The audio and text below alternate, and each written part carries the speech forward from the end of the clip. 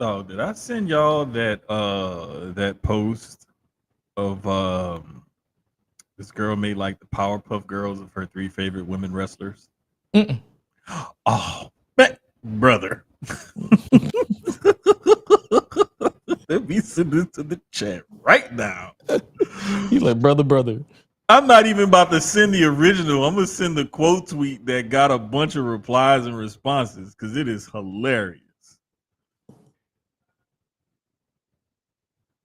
Brother.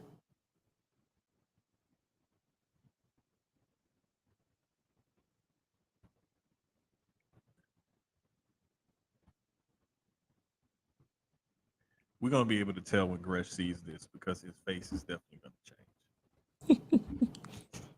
No way. I see Gresh is going with the tank top this week to show off his tattoos because we thought that he was the inspiration behind the masked black luchador. Yeah. Trying to call me, trying to say I'm a lucha. Oh, like, man, I am not a lucha nigga. Hey, Oh, bro, I promise. my three favorite, absolute favorites. Stephanie,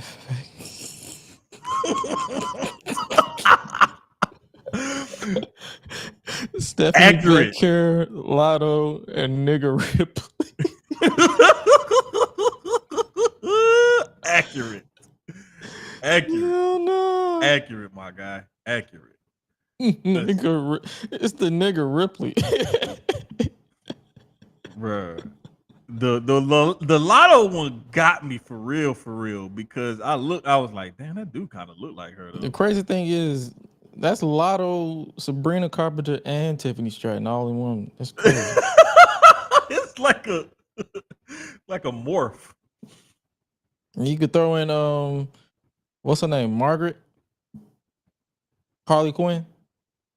Oh, Margot Robbie. Yeah, Margot. Yeah. She look a little pale though. I don't know. I guess it's the Harley Quinn character got me thinking she pale. I gotta look at her. Look at her in Barbie. Okay, Cause okay. I'm gonna have that's to. how I put two and two together. I'm like, yeah, you look, yeah, I'm gonna have to peep it out. yeah. Yeah. Look at her in Barbie. Okay. That's when it yeah, cause yeah, that shit is crazy. Hold on, man. Nigga Ripley. Bro, I know Rhea is from Australia, but she is not like an Aborigine or a native or nothing like that. Like she ain't got that kind of color. Nah, Rhea do not have nowhere near that kind of color. nah. Oh shit. But Yeah. yeah, I'm out here in Charleston, so I ain't gonna hold Okay. you. It's not that many black people out here. I'm pretty sure it is, but I ain't ran into like not that many. Like I'm starting to. I feel like if I go another day without seeing, if I see another black person, I'm probably gonna end up hitting like, oh my god. You know how you know how you see somebody you never seen somebody, you be like, oh my god, Mm-hmm. you're the first one I've seen in a long time. How does it feel to be out here? Can you say nigga willingly? Like I have to know because I'm pretty sure you have more white friends than black. Like you gotta look around and you be looking around and be like, is it okay to say that? Can I say it? Like I feel Look, uncomfortable saying this. like one of the clients that I was working with today, because I'm doing multiple shows out here this week. But one of the clients I was working with, she's black, and I had to even around her, I had to catch myself. I was saying some things, but then I realized. Then she said she's from Chicago. She's from near Chicago, so I was like, oh, I can say nigga around you, so we cool. Because I feel like Yeah, it was weird because like I'm used to speaking a certain way. You know what I'm saying? mhm. And when I started at my job and I started like really when I started my job, I had to like kind of change the way I talk because I was around a lot of high end rich folks and stuff like that. And then when I started doing like sports radio and sports media and stuff, I really had to change the way I talk because like my accent and talking fast and all of that, like it just comes out, you know. And I learned how to, I know what I'm saying. I learned how to control it and dial it back. But like I promise, if I was to have like another one of those 30, 45 minute conversations with my cousin or something from back home, or like with my mom or something like that, like bro, I promise I would get on here and I'd be like, you could tell the accent when it kicks back in. Like it just, I don't know. I can't even describe it. I'm a But in country like, bumpkin, so y'all you can talk however you want around me because I had niggas confused when I said rabbit is lunch. Like, nigga, y'all ain't never had rabbit before? bro, let me tell you something. The only thing I didn't like about rabbit was the bones and shit was so small. Yeah, you gotta be careful when you eat rabbit because you might end up eating a bone. Yeah, Like, same thing with frog legs. yeah, you gotta gut that. Same thing with frog The legs. best way I do it is I gotta gut it, Mm-hmm. like really gut it while I'm cooking. So it's like I literally be spending most of my time just scrubbing through the meat, make sure I ain't getting no bone, and then I eat. So see, you real country because you know how to prepare it and stuff. Like only thing I still kind of know how to prepare. And I can't even remember how to make the actual gravy. But like when my grandmother, when we would make alligator sauce piquant, Yeah. it's like basically like alligator stew. Oh. But like I forgot how to make how she used to do that like spicy brown gravy. Like how I can't remember exactly what all she used to put in it and stuff. And I forgot how to do the oyster dressing. Those are the two things that I wish I could remember that my grandmother taught me how to make. Like the beef stew, shrimp stew, gumbo, or red bean, all that kind. Like I got all that. I got all that. I can even make etouffee from scratch. I just choose to use mixes and stuff because it cuts down my time. Yeah. I do that sometimes too. Like if I don't feel like really marinating, I'll just do a whole bunch of seasonings. Me or my sister or my brother would just do a whole bunch of seasonings and we'll do it that way. But when it comes to I feel like I save the gators and the lamb to my brother because he be always hit me up like, hey, try this, do this, and Mm-hmm. do that. So yeah, any type of protein is protein to me. So it's like when people be acting, they be like, "Oh my god, I can't believe you eat rabbit. I can't believe." I'm like, "Nigga, I am from the country. I am stationed out here. I'm stationed in the outer skirts of Atlanta. Like literally, like if I go any further, I'm gonna lose cell service. That's how country I can get." Mm. So, like people don't understand. Like I ain't gonna lie to you. Like one of these days, I'm just gonna just go to one of the countries and just lose cell service and just be gone for a month, and then I'll come back like, hey everybody, how you been? Bruh, listen, I'll never forget. This was over 10 years ago, probably close to 15 years ago now. Because yeah, my daughter's 19, my son's 22. So yeah, it was close to like 15 years ago. Went to a family reunion in the country outside of Baton Rouge, where my grandmother is from. Mm-hmm.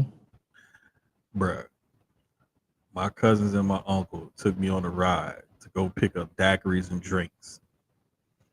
We going down all these little country roads and stuff, right?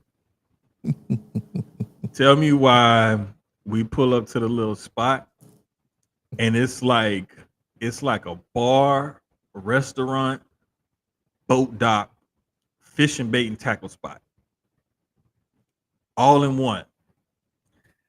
And it's so cool because like you go in, I think you go in like on the regular level, but if you go like down the stairs, that's where the boat ramps and launches and all of that kind of stuff is and everything, right? And it's like right off like this little lake that leads to like a river or like a swamp or some shit. I don't know.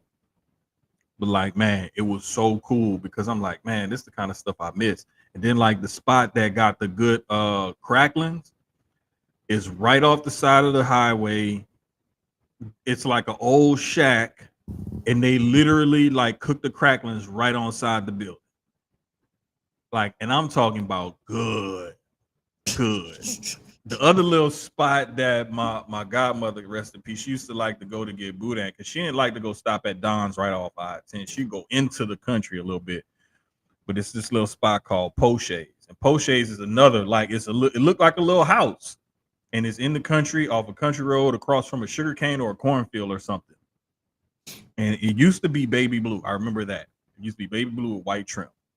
But man, I'm talking about some of the best boudin and like all kind of like Cajun food and stuff like that you could think of, man. Like she was just fire.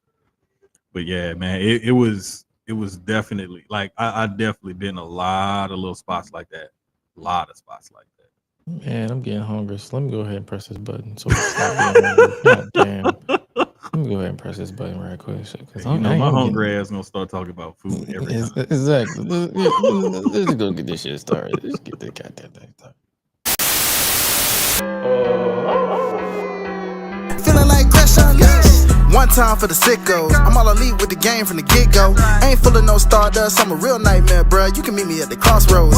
Business is booming, I feel like the hearse in the kid, and they tell me don't hurt anybody. I'm way too fly like Kevin, I could do this all night. Step back, it's a private party, I'm more dirty than dumb with the way I live. No saint like Ricky with the vibes I give. Looking at my watch, it's about that time. When I hit them with the toodles, it's a lot like Tiff. Might as well call me Tony, they don't even know that I'm timeless. AJ Francis, all I really know is first class. $1 million man, too priceless, you ain't even over. Shout out to my dogs like Bron, baby, I'm a limit breaker. You're just a death rider, can't rest in peace. I saved that for the Undertaker. Proceed with caution, but you ain't Naomi. Can't book the team, your name must be Tony. IWC say you got to go. Hi-Lite Jermaine and GRESH running, let's start the show.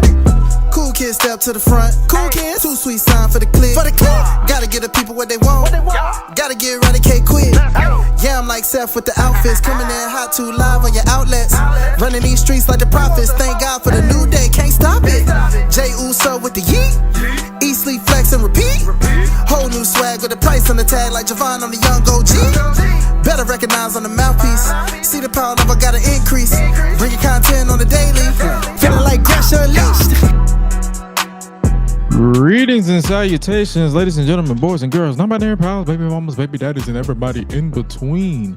Welcome back to the GRESH Unleashed podcast. This is episode 122 of the show that brings you the good vibes to the best of our abilities. Joining you as always is the voice that does the most, the purveyor of mischief, GRESH. And joining me as always is my partners and my right hand men's, if you will. I have multiple right hands, like I'm a Spider-Man, but that's besides the point. Yo, joining me as always to my left, if you're watching in video format, is none other than representing Social Boys sports podcast and brand in general. He is the giant of the family, Jermaine. What's good with you, brother? What's happening, fellas? You What up, what up? How we do? He just dipped. Bro, we about to introduce you next. Like, I barely had nothing to say because I saw Hi-Lite popped up. So I was like, okay, cool. I ain't got much to say because Hi-Lite right there now. God dang. It was like he popped in long enough to say, what up? And then dipped. Like, hey, there you go. What? A hater, bro. Even with a new computer, it's just like now, really? This when you want to do this? Intros? Bruh. Really? Listen, mine did it to me earlier, man. Bro. Don't feel bad. Don't feel bad. Trust me, mine did it to me earlier. Trying to, you know what I'm saying? I'm waiting for the cue. Next thing I know, I'm like, you said, what up? Do. Yeah, bro. Just felt like Jay Uso sleep. Like, god damn. Hey, yo. Hey, I mean, bro. Yeah, that's yeah. Ooh, but we gotta update that graphic. All I gotta do is just have him eating some more. That's all. Just gotta lose that world title though. So I'll update it next week. So we good. I said that was like I didn't even get mad at that result. I ain't even gonna hold you. I was just like, I'm surprised it was this long. I ain't gonna. You saw how long it took him to lose that Intercontinental title. That's why I was like, I'm surprised he kept it a month. Say, man, sometimes it be like that though. Like, but because it's really about the chase and it's not about the title run. And then it's about that moment of winning the title, especially if it's at a big event. So a lot of the times people be getting mad about stuff like this. And it's like, you know, him chasing it and the build up and then that moment and everything, that was the biggest thing. Right. And for sure. It is. Shout out to that Raw recap because Sam Roberts was literally saying, hey, Jay, go take a break. Go take a little hiatus for a minute. You know, be with the family, do this and Go take a that. nap. You know, since in kayfabe he's kind of Mm-hmm. beat up a little bit. Come back and then get your mind refocused to go chase. And people forget The Rock in his prime didn't hold the title that long. Yeah, either. Mankind won Homie the kept held the losing it to title. Triple H almost every second. Mankind held the WWF title, his first WWF title, 20 days. Bruh, and listen, the Iron Sheik, when they wanted to get it off of Bob Backlund and put it on Hogan, I want to say the Sheik had it for a little over a month. It wasn't even close to 2 months. I want to say he beat Backlund in like November, December, and then dropped it to Hogan like January, February. Yep. So like we see Exactly. transitional champions all the time. And it used to hot potato back and forth a lot more back in the day. You know what I'm saying? So like this is something new. Like, so why people be acting so surprised? Dramatic, you know. Most of these people should. I thought I was the theater kid. Most of these niggas should be in theater. All this dramatics and acting shit. Go hit up Tyler Perry. He'll hire you. Bro, got some rants on you people today, boy. You know what I'm saying? Look, like, come on, son. But man, what we're gonna do? We're gonna get to that in just a second. We're gonna go in order about the events that went on this past weekend because we went from WWE Worlds Collide, which was WWE and AAA or AAA for those of you who don't know that is a reference to. And overall, how do we feel about this event? Because I ain't gonna hold you, I enjoyed it. I liked it. A plus. A plus highlight? I can't even I don't even Solid. know. I can't even give it a grade. Like I don't know. Like I guess I would give it an A, but I'm gonna have to watch it again. Cause I went back, I watched it live and I was kind of in and out, but I went back and watched certain parts of it again. But like, bruh, that Vikingo Chad Gable match, fire. Glad people are getting to see some of these luchadors and some of the traditions and things that they have. That fatal 4-way with Javon Evans, Laredo Kid, Ray Phoenix, and Ethan Page, fire. Fire. That 6 tag where the world got to see, you know, Psycho Clown, Pagano, Mr. Iguana, and all of them, fire. Like, I'm just saying, bro. Like, I see why you give it an A plus. Like, I'm bare minimum. I'm just gonna say an A because I really enjoyed the show. Let's not forget that double devil's kiss now. Oh, brother, how could I forget?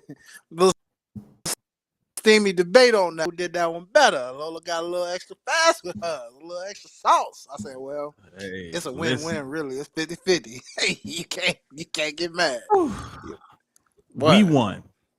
Yes. And then you got another one the next night or later on that night. Like what? Like, man, listen. We're gonna get to that one because my sister in Christ, Stephanie Vacquier, or Stephanie Vacquay, as Nikki Bella will call you. I'm gonna need her to never do that shit on the ladder again. Yeah, bro. Somebody posted the Stephanie McMahon picture. You know, the one where everybody says Gracias. It says that was Nikki Bella saying Stephanie Vacquay. Like, girl, you supposed to be in what is she supposed to be? Puerto Rican? Nah, I think her dad is. They're like Italian and Mexican. Girl, yeah. You can tell she don't watch the product because they say that her name a lot, literally. Like for real. Even if they don't say her name, if you just look at her name, it ain't Vacquay or whatever the hell. How do you even get that out of ER? I don't get that. That's crazy. It's terrible, bro. Vacquay, like that's like me stepping into Spanish class for the first time and be like, hola, Julio. You know how you somebody named Julio? You be like Julio. Yeah, she's Italian and Mexican. I thought so. I just had to make sure. But yeah, she's Italian and Mexican. Like, bruh, like, this is a disgrace and a shame. Come on now. And you grew up in California. She grew up in California, or she in Phoenix? San Diego. She grew up in California or Phoenix? It don't matter. You close to him.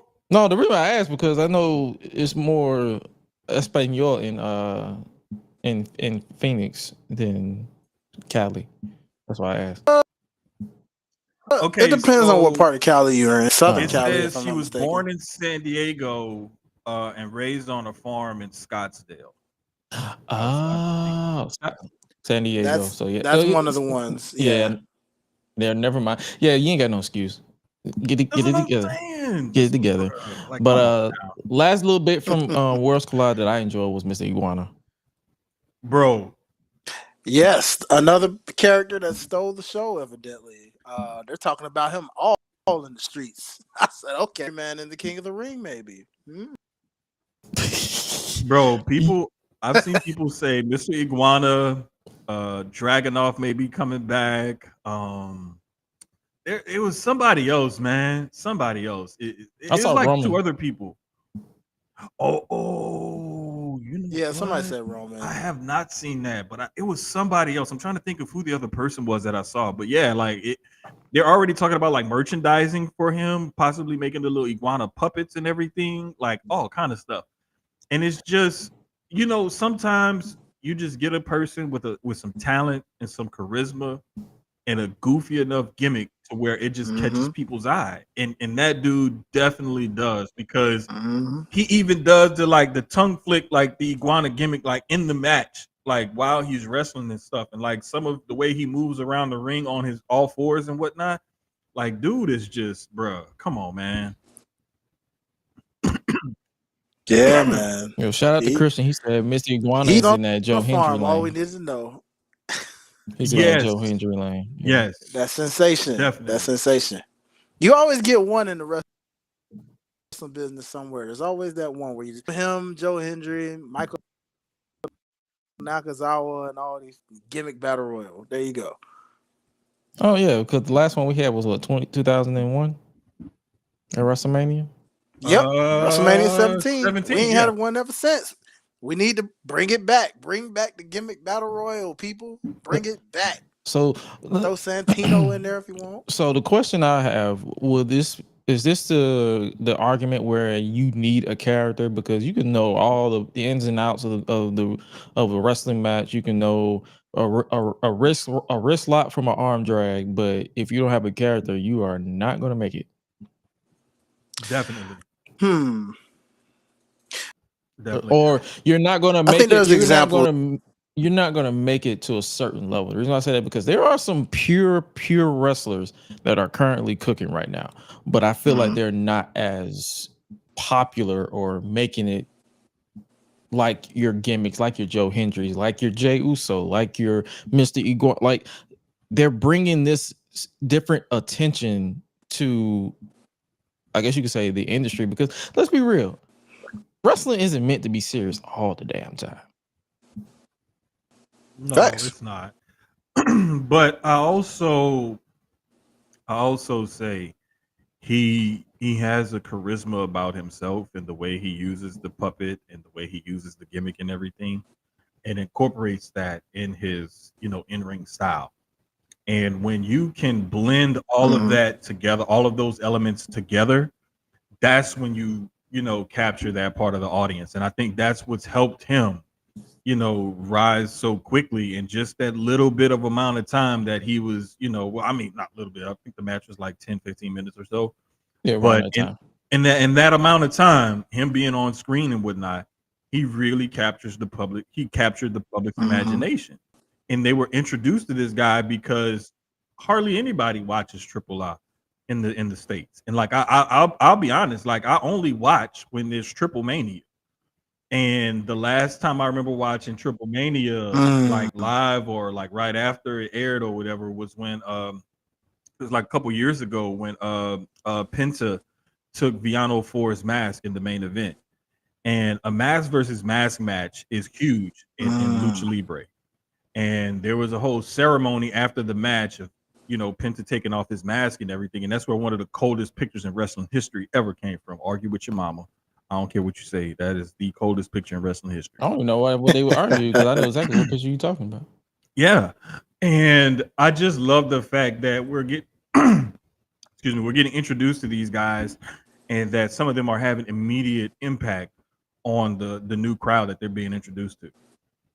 Word. Speaking of impact, shout out to Jeremy Borash for being the producer, top to bottom, for Worlds Collide, because you can feel that aesthetic, in my opinion. He did a great job of blending the Lucha Libre style that the guys from AAA had, and also blending it with the WWE style. That picture is crazy. Every time I see that picture, he looks insane. But it just goes to show you that some people just have an insane grasp on the wrestling industry, and they know how to produce wrestling television and make it appealing to a broader audience. And Jeremy definitely has that down pat with what he has going on. And the way he produced that show, kudos to him. Oh, for sure. So, but yeah, overall, I enjoyed Worlds Collide. Hopefully, it's still on demand. Like, how do we feel about Conan on commentary? Because I saw some reactions on Conan. He doesn't have my initial reaction was, oh my God, where's the energy? But then when I watched it back, like on my road here, on my trip here, I was like, he was fine. Like he didn't take away from the matches at all. And he told me some stuff that I had no idea that I had no idea. So he was viable to commentary, in my opinion. Oh, definitely. What you think, Hi-Lite? No, I was just about to agree with Gresh. Honestly, I was just gonna say, like, the charisma may not be the greatest, depending on what you like, but in his style, as you mentioned, especially as you mentioned, Jermaine, earlier about a lot of American audiences not watching Triple I, just explaining different things, and sometimes in his own little way, he could be dead serious. Because I didn't catch it, but I heard. Yeah, you're good. Oh, okay. I saw the screen. Like, oh, you're good. Did my internet go back out? But I saw somebody just WWE programmed and say stuff like, "We want tables." Apparently, he caught them saying, "This is really, really good. What do they want tables?" He's like, what you do that for? Exactly. Yeah. What you want tables? So shout out to Conan. I mean, that's just really fun. Are you it doesn't need tables. Like, that's what I say. Like, shout out to Conan, man. Shout out to the OG. It's good to see him do some stuff, and it's about as close as we gonna get to him in WWE. I'm with it. Let's get it. Hey, I think that like Conan was like and I know I'm making another food reference, but I don't care. It's like when you cooking something and you taste it and it's like, damn, it's missing something, and then you add that one or two little things or whatever, and you're like, okay, now it's right. That's what Conan was for that broadcast. He may not be everybody's cup of tea, but I mean, the guy, he brought what he needed to bring to that broadcast, because Corey Graves was like excited, and you could tell Corey Graves was really into it. And for those that didn't know, he even mentioned it on the broadcast, like his brother has performed down there a lot of times, so he's watched the product and he's familiar with the product and whatnot. But Conan gave that extra little, like, it's like when you get a good piece of fried catfish, right? And you like, man, this is good, but then you put a little hot sauce on it, you like, oh, now it's perfect. Conan was like that hot sauce on that fresh catfish.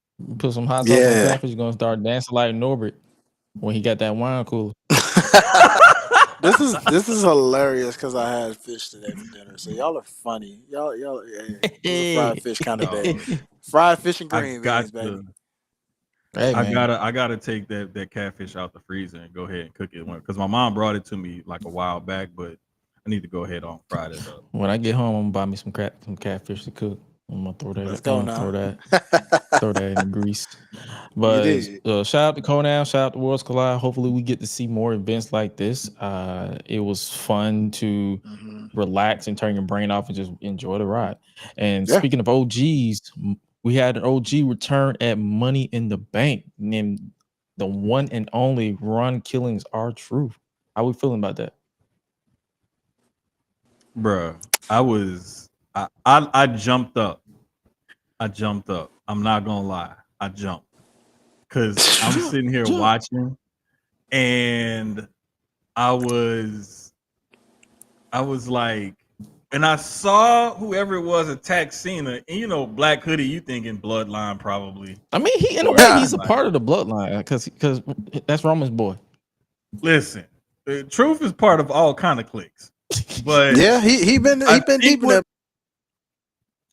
The one consistent thing that I've been seeing, even seeing the reaction videos lately and whatnot, is when that pants leg came up, and you saw the black Air Force One energy, and then you saw that black leg, like, oh, it's a black dude. And the first thing people, is it Truth? Is it Truth? Is it Truth? Who is it? Who is it?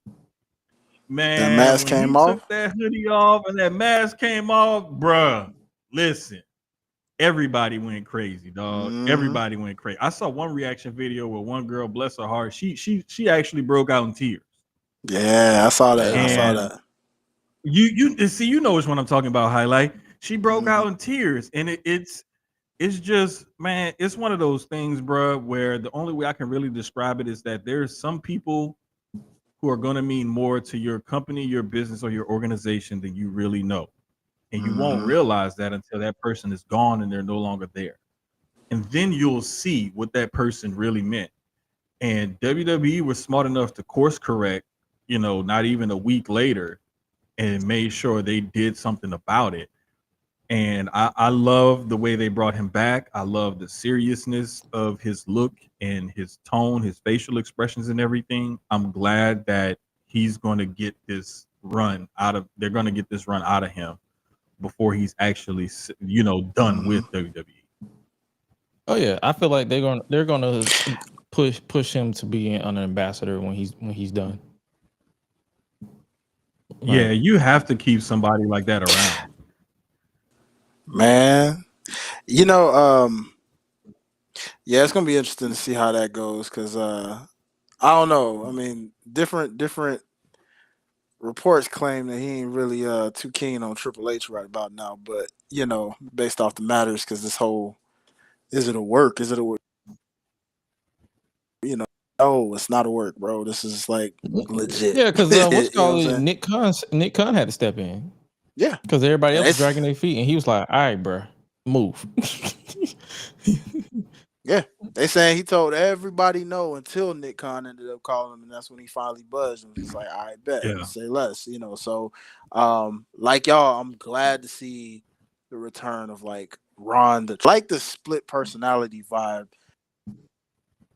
that is given, where it's like, yeah, you know, Truth is a good guy. Because like you, Jermaine, I jumped because I ain't gonna hold y'all. I didn't pay this match not one. No one did. You're fine. I'm not gonna lie. It was no. I mean, I really had the sound on. That jump was muted. My brother, I was doing something. My brother. This show was on while I was working. I took my headphones off soon as the bell rung. Like, he had it on in the back. Like literally, Gresh had it on in the background. I'm like, and then I happened to look down at my phone and saw John Cena get attacked. I'm like, what's this? And put my headphones on. Truth. And then I just went back on about my business. Like, it's John Cena it was 2025. I don't give a fuck. Yeah. It was some spots, you know, like shout out the little acai moonsault, you know, that Logan Paul did on Jay through the table. You know, that was a nice little spot or whatever. You know, it picked up at the end or whatever. But like you said, it wasn't until I saw that attack. You don't have to nitpick. See, you nitpicking what the good part is. That lets you know how ass this match is because you're looking for something good to talk about. We're not doing that anymore. Fuck that. That shit was, you know. Hold up. This is where I take Hi-Lite side because gonna be honest, like they did some stuff in this match. Like they teased the little disagreement between Logan Paul and John Cena real good. We got to get that match too. I peeped that. Yep. Yeah, the beginning where Cena was like, "Okay, I'm going against Cody. I'm tagging out. No, I'm tagging back." Like they did some stuff during this match, and it also helped further sell Jey Uso's injuries or whatever. Listen, if y'all put Logan Paul versus John Cena on Saturday Night's Main Event, I'm watching Collision. Hey, listen. Well, that's if it ain't 4 hours mixed in with Dynamite, sir. You know, that's what it's gonna be tomorrow night. 4-hour show. You might not even listen, be able to do that. Listen. Let me tell you something. I forgot it was gonna be that long of a show because last week we started, finished, and ended Susio Sports. I packed up my station, went back in my bedroom and everything, was laying down, and it was still on. I'm trying to catch shout out to I think it's Wrestling Realm, Brian H. Waters and the guys over there. Like I'm trying to catch the end of their pod or whatever. And I got that on my iPad and I turn on, I'm like, damn, it's still on. I thought it was 3 hours. And I was like, no, I forgot they said it was gonna be a 4-hour show. They said, hey, we did it. It was so unnice, we're gonna do it twice. Brother. Like but I will say this. I was watching this match because I had sort of, I'm gonna say about 37.5% convinced myself that the Money in the Bank winner was gonna try to cash in, or was gonna make an appearance, or a pump fake or something. And they hooked me because the match was over, and then you get Cody and Jay in the ring by themselves and stuff like that, and then like when it switched over to the post show, like they're still. So I'm thinking, okay, something still could happen because we've seen them do further storylines and stuff like that after things go off air on social media and things like that. They got me, and I was locked in because I thought it might be a cash in moment, but it wasn't. So it was cool. I'm kind of glad they didn't do that. What it is. I'm kind of glad they didn't go back to back cash in on the same night. I expected it. I'm like, oh, it's gonna happen. I convinced myself it's gonna happen, but I'm kind of glad it didn't because switch it up. Even though and speaking of switching up, Naomi is Miss Money in the Bank. Brother. I jumped on that one too. I jumped up on that one. First black woman. Yeah, I jumped up first on black one. woman. We don't have two black winners. I want Biggie and Naomi. That's crazy. Dang, you right, bro. Because Biggie is the only black person to win the Money. But that's wow, that's sad. That's crazy. But listen, because Bianca never been in Money in the Bank. Nah, she ain't never had to. No, she was always world champion.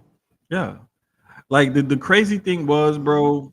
Wow. I wanted Naomi to win, and I thought that she was the right pick as well. And it's like it's not oftentimes where your heart and your logic lines up and has the same decision being made. And I wanted her to win because, of course, I'm rooting for everybody black, and I love Naomi. Like I've loved Naomi since like I first saw her with the Funkadactyls or whatever. Like I just always thought she had a presence on screen and whatnot, even back then when she wasn't even saying or doing much.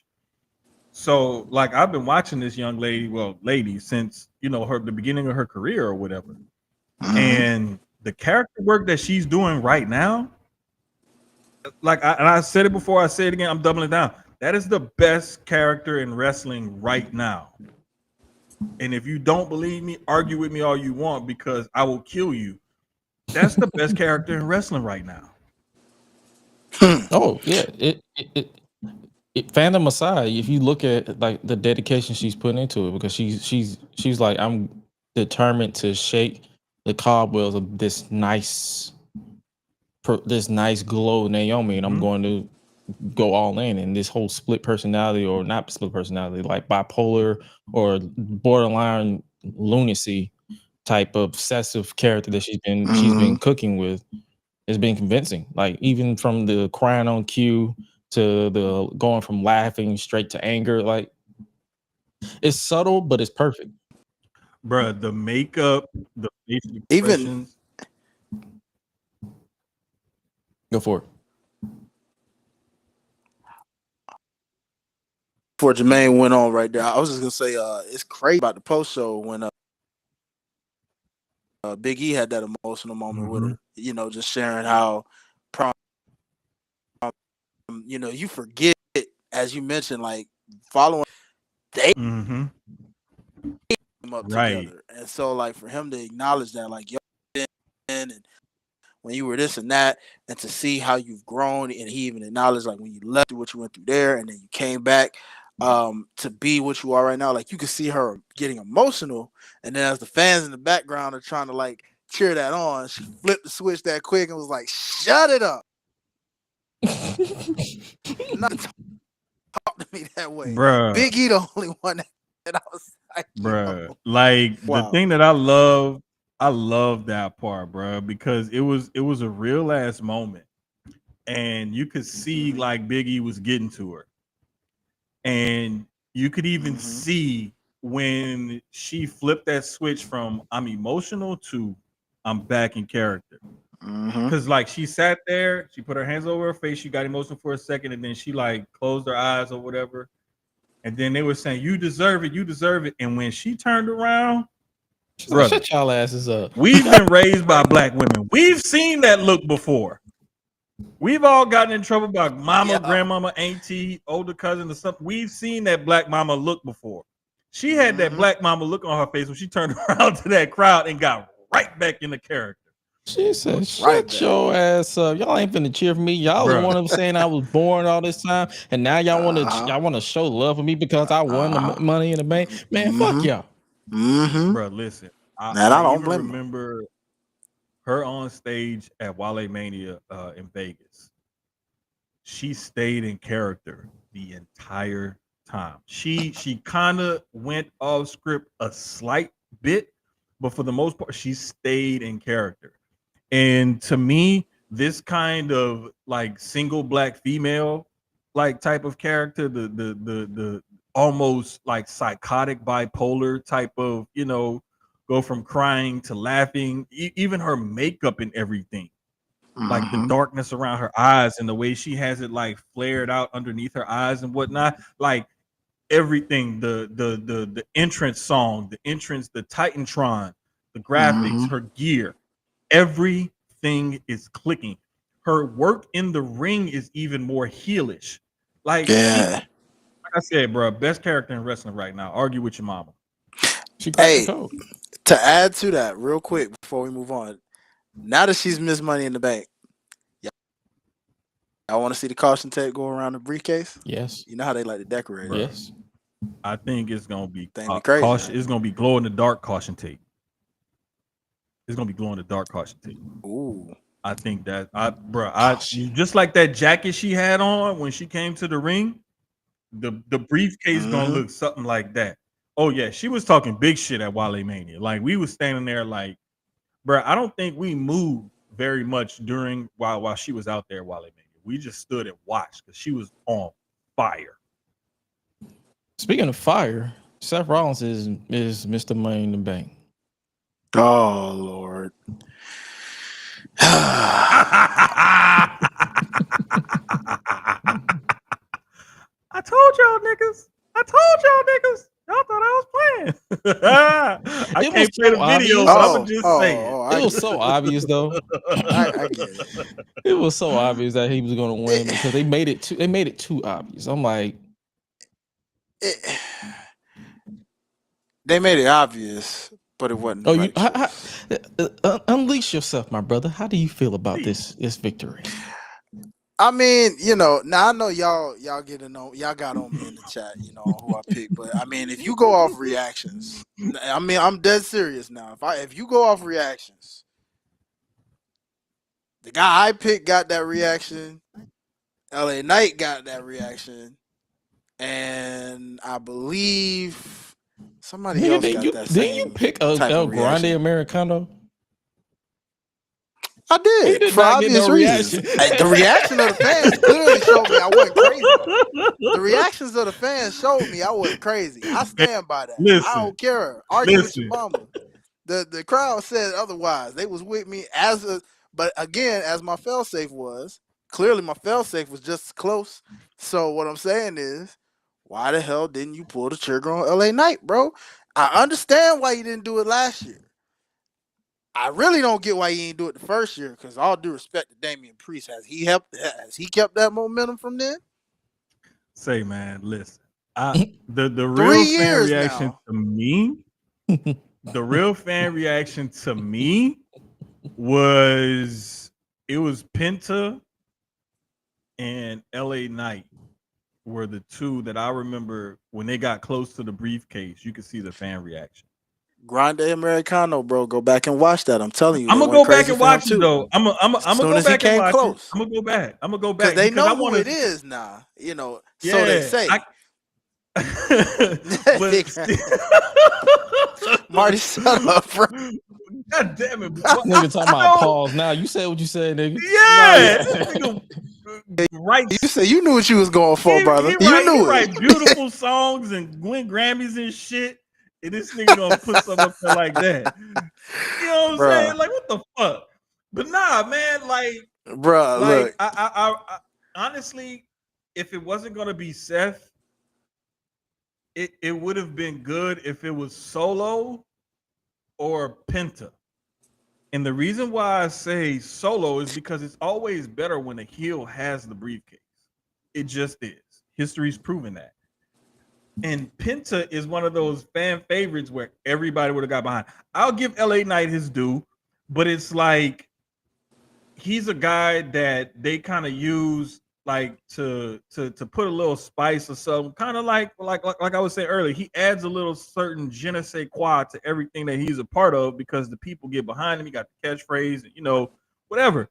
Mm-hmm. But to me, if it wasn't gonna be Seth, it had to be Solo or Penta because those were the next two guys that I feel like could have done the briefcase justice. But see, how long until LA Knight loses before people stop giving a fuck? Think about that. Now, I'm glad you said that, Gresh, because think about that for a second. We're there that first year and hotter and hotter. You talking about the Slim Jim Battle Royal? We were there at that SummerSlam. Yes, remember before then. Yeah.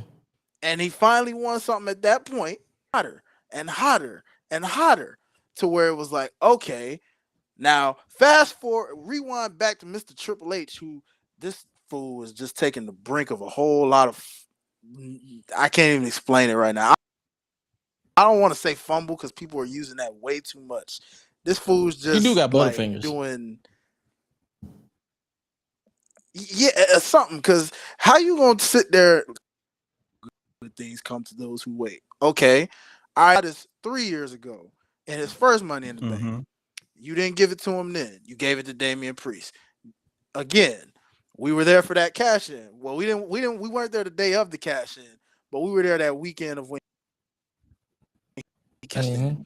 Cool reaction. Had that been LA Knight, do you think that pop would have been a lot louder than Damian Priest's pop was on Drew? Yeah.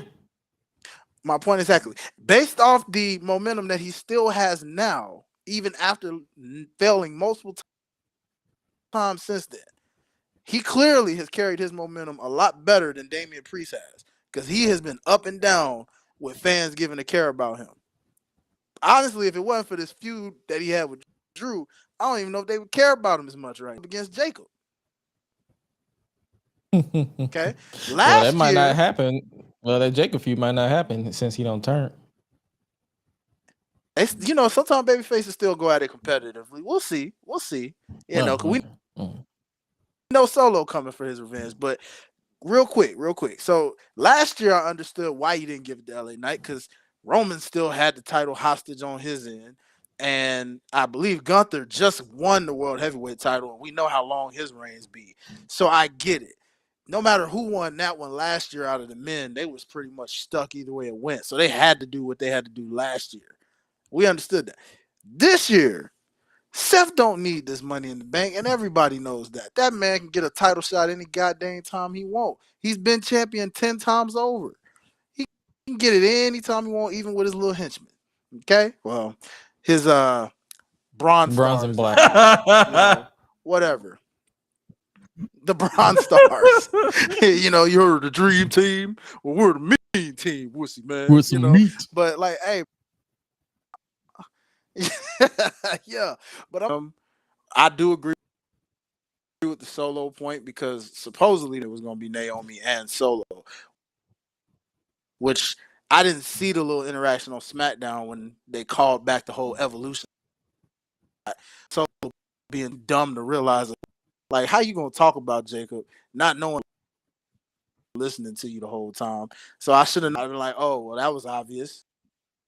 He ain't winning this because I really this for real. Let's go. And then all of a sudden I see him grab that leg. I'm like, uh-oh. So yeah, I mean, but Penta, we knew it was too soon for Penta. You feel me? And Grande Americano would have just been one of those, as Jermaine put in that meme, chaos. You know, I'd have been cool with it. I'd have been Well, cool we with it. got That's chaos why. 24 hours later. I mean, 48 hours later. So there's that. Listen, we definitely got chaos, but Yes. I just feel like with Seth winning it, we're not gonna see a quick cash in. I think we're gonna see a long play. And I think he's gonna continue to tease this, and they're gonna continue to walk out and hold that briefcase and whatnot. And it's gonna be one of those things, man, that my hot take of the week is that Cody's gonna take the title back off of Cena at some point, and that's when Seth is gonna cash in on Cody. Yeah, because he's got to get his leg back on Cody. Cody beat him 3-0 like out the gate, and he beat him with a broken titty. yeah. Like I'm just saying, bro. Titty dangling like the chandelier. Arm and titty just dangling, like you know what I'm saying? Like you cutting up a whole chicken, and like you can't quite sever that one tendon from the leg to the body, and it just be dangling there. You just got to break it off.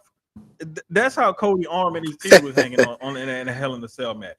But like him and Barney the dinosaur was matching. Man. Just Y'all saying. stupid. Hey, nah, this main event title picture is actually probably the most interesting it's ever been right now. I'm not even gonna lie. On both ends. Because even now with the sudden shocking change to Gunther, it leads you to wonder, like, okay, so that means the babyface is definitely winning this King of the Ring, you would think. Yeah. And you're like, okay. And then the Ron Killing situation is interesting because now you're like, he's getting hot with the fans real fast.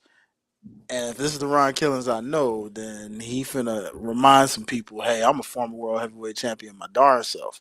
So even with the age, I ain't worried about age because of the fact that we seen John Cena. Nigga, John Cena is the world champion, age almost damn near 55. So nigga need to shut up about that. We about to have a world title match, like a one of them AEW world title matches where the combined age is like damn near 100. Cause Cena like 48 and Punk like 46.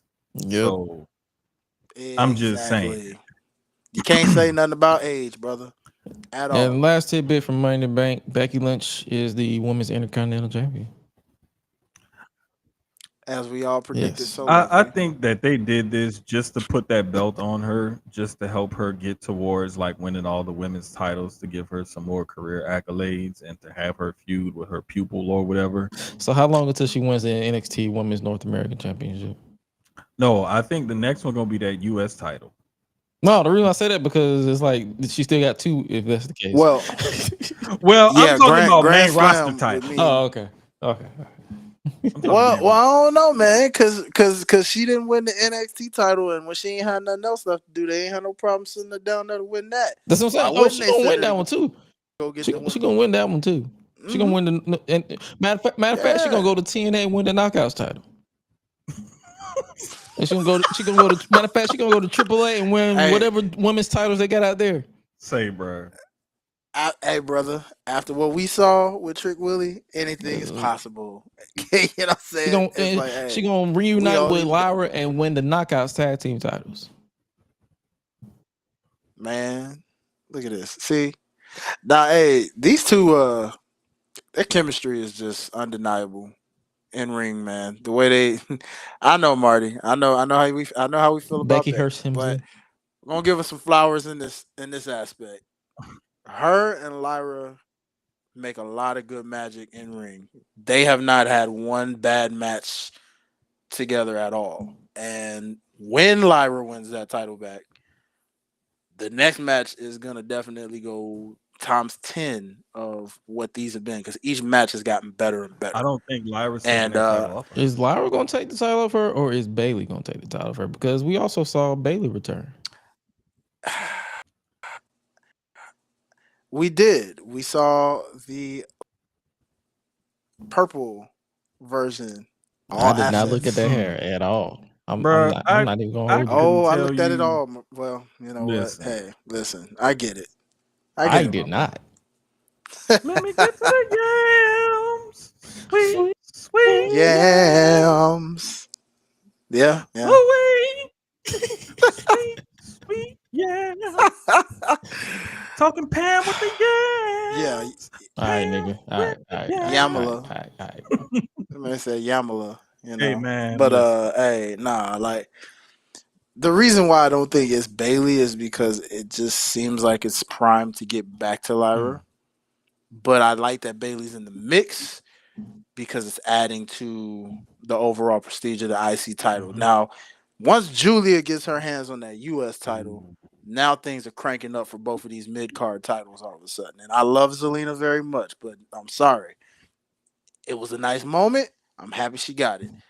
Julia got to take that title ASAP. So and when she take that title, I need Zelina to get new titles.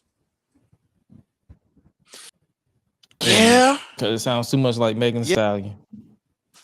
Bro, I swear, it's the same it's the SmackDown theme song. 1, just 2, at a different 3, pitch 4, or something. 1, 2, 3, 4, 5, 6, 7, 8, 5, 6, 7. And like, I thought they did her dirty because I'm like, damn, they ain't even give her no theme music. They just got her coming out to the commercial break music. And then she came out one time and I was like, oh, that is her music. Yeah, I was man. like, oh, damn, that's messed up. Especially when you're not paying attention. Yeah. Bro, listen, I'm gonna put it to you like this. I really do have to go back and watch that Becky and Lyra match again because I did not watch it live. Like, I took that opportunity to go take a shower.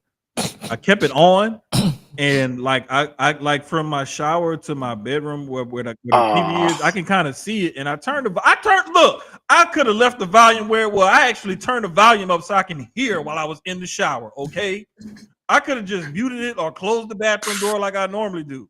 I actually left the door open so I could see, and I turned the volume up so I can hear it. So I at least paid some attention to it. Shit. Give me some credit, damn it. Oh my. Give me some credit. That boy put some feeling. He said, "Hey, nigga, hey." He's like, "Hey, I gave it 5%, motherfucker. I could have gave it 2. Gave it 2. Shit. I'd be like, I cracked the door. I turned the volume up. I could have gave it 2. Slipped on the floor. I could have gave it 2 and not 2 shits. Yeah, you know, you be looking at your phone and the battery turned red because it's like damn near dead. Like, it wasn't that. It was like right before it's about to turn red. Like, that's my attention span on that match. Like, I paid some attention to it, but it was the way she wanted, you know, kind of slick style, holding the tights or whatever, and over the topness that she did. And I'm glad Lyra got her moment after the match. Mm-hmm. Oh yeah, when she took her down. So took her down. So yeah, Becky, Women's Intercontinental Champion. I'm gonna let y'all cook and see what y'all do with it. Hopefully, it's worth it. But what hopefully was also worth it is CM Punk, John Cena, official for Night of Champions. And I'm seeing the backlash. The controversy. The man that said he would never go to the place. Did he say he never would go, or or are people just using him going at the Miz as a zinger? I don't know. I don't keep up with a lot of that shit. Me either, but Jermaine, you did say he mentioned it in an interview. Yeah, he right? did, and I want to say somebody had posted it live or posted the caption of it earlier. It was an IG live where he mentioned it. I really think, like, you know, CM Punk is one of those people. He's gonna talk his shit and he's gonna make his political stances and whatnot, but that man ain't gonna let nothing stand in the way of a check. I'm sorry. And I, you know what? To be honest with you, I don't even blame him because a lot of people like to be self-righteous and they like to put themselves on pedestals and they like to call other people out. But if you were in that same situation, you would probably do the same thing too. It's a lot of times people have their morality and their high horses that they and their soapboxes that they like to stand on. But if somebody put a figure in front of you, you're gonna fold. You're gonna fold. I mean, he did say day one, I'm not here to make friends. I'm here As soon to as I saw make that IG money. live where he said, "I don't hate Saudi Arabia, I just never been." I already knew. Bro, that's what I'm saying. That's the one that made me be like, yeah, he going. Yeah, I'm like, yeah, he going. He gonna go. And the moment the Saudi Arabians are chanting that man's name, much like everybody else around the world, he'll come back. Exactly. They're doing the Royal And Rumble in January. There. So yes. And a future WrestleMania. So 2027. Likely. Bro, Yeah. I just the whole like there's a And lot shout of out to our times- listeners in Saudi Arabia as well. I'm seeing a lot of y'all listening to us over there. Bruh, when you sent us that shit in the chat, I was like, damn, Much we love. got people over there listening to it. Like, Much that love. shit crazy. Oh, I forgot about This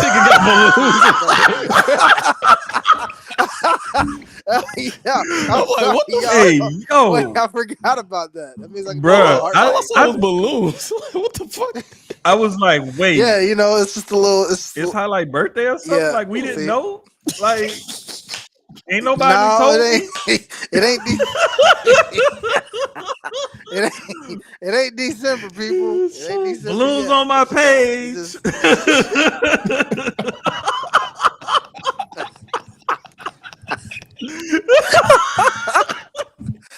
Oh shoot! All right, man. Shout out to the Apple product iPhone updates. I forgot about that. Yeah. On camera. And shout out to y'all that's listening to us hilarious. everywhere because we are growing and going places. We appreciate y'all. Appreciate y'all. But nah, man, I'm not 100. upset at this. Some people prefer it would happen at SummerSlam, but did everybody forget that Cena and Cody is happening at SummerSlam, basically? Or am I tripping? I mean, I wouldn't mind if they didn't even do Cena and Cody at SummerSlam. I wouldn't trip. Yeah, I really wouldn't. I really wouldn't, because I want Cena to actually and if he holds on to the title a little bit longer, I wouldn't be mad at that either. Past SummerSlam. I need him to change up his promo style though, because good God, you are not making me boo you. Yeah, Bruh, that's screaming into the microphone thing it's so. I'm tuning you out. I will say this: when he got aggressive and he screamed into the microphone, that was more believable than a lot of his straight face shtick that he normally does.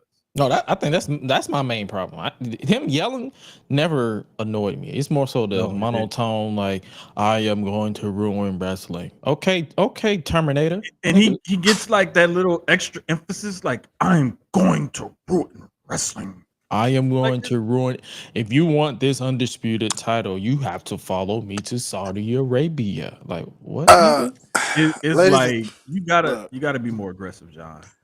Ladies and gentlemen, to those who've seen him in those Fast and Furious movies, I have not, because I checked out of him a long time ago. But still, I remember when he was the villain in the first one, and he was in that exact same tone. And what do you know? Not even a movie later, he was charismatic Cena, and what it actually worked because they liked. And he died. But then again, it's Fast and Furious, so that nigga will be right back in part 2. Mm-hmm. Exactly. They'll come up with. No one ever dies in that movie. Nope. Did we not know that? They just go to sleep. Yeah. They just take a nap. That's all. Hey man, like I'm not gonna lie. As some people may not be happy with this matchup or whatever, it is one of the matchups that a lot of people actually wanted to see in Cena's final run, just because of the nostalgia of it all. Mm-hmm. And I'm gonna be honest with you. I think that we may get a better match out of Punk and Cena. Then we got out of Cody and Cena, simply because both guys' work rate has slowed down tremendously, and they can't do everything that they used to do as crisp and as Punk ain't never been tight. crisp. Exactly, and but I will say that's almost been kind of part of his charm as well. Is that he's not the most like stylistically pleasing wrestler sometimes. You know, he's not a Daniel Bryan or a Bret Hart, you know, or guys like that that are, you know, extreme ring tacticians where everything looks crisp and clean and fluid. It was kind of part of his charm. But knowing that Cena is so much slower than what he used to be, and he cannot do everything he used to do, and some of the things that he still calls back to, he can't do them as crisply as he used to. Punk can't either. And I think both guys are smart enough to know to work within their limitations. Like you saw it in that exchange that they had an Elimination Chamber. And somebody posted it on Twitter where they called back a spot that they did like almost 15 years prior. And the spot looked exactly the same. It was just a tad bit slower. I will say, before moving on, this thought just came across my head as I was hearing you brothers talk about matchups, and this is where I really hate that we don't have him right now, and it really would have been nice to have him as an opponent. Gosh, I wish Kevin Owens was healthy right now and could wrestle. Man, it would have been so nice to have him go against Cena. Like, I had to, bro, because I just thought about him. Was like, dang, bro, like, timing sucks when it comes. Like, man, it would have been so great to see them in a one-on-one situation. Like, honestly, I think that would have been them right now if he were healthy instead of him and Punk at Night of Champions. Probably. Bro, I really think that I'm gonna have to go back and watch some Kevin Owens stuff now because like that just I was trying to suppress that whole thought out of my head and you just brought it back up. No, it's yeah. Sorry, brother. That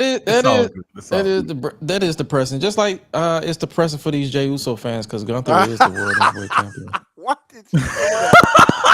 Why? Why did you do that? Why, Gresh? Dang, what did you have to do that for? 4 letters, 1 word. Bitch.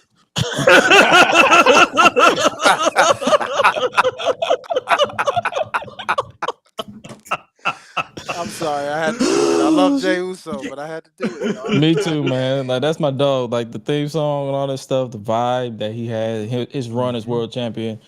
I had fun, but come on, we knew he wasn't gonna keep that title that long.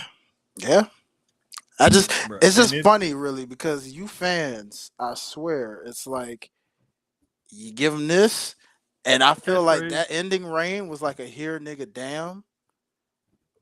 Like, can you stop complaining about Jey Uso now? And now they're gonna complain about Gunther still having it, where it's like, oh great, now we got a guy that beats people with sleeper holds and power bombs and clotheslines and things. That's the reason why I hate that Triple H said he's online, because like nigga, that's the last people you need to listen to because they don't know what they want. Hey, bro. Listen, people gonna complain regardless. Like when Jay had the title, it was Yeet Man, and he's just the entrance, and he's like Samoan Enzo and all this other bullshit that people were saying. And when Gunther had the title all that time, it's like, man, he's boring and blah blah blah blah blah. And now I ain't gonna hold you. The Gunther complaint was kind of valid because they did not give him the best competition.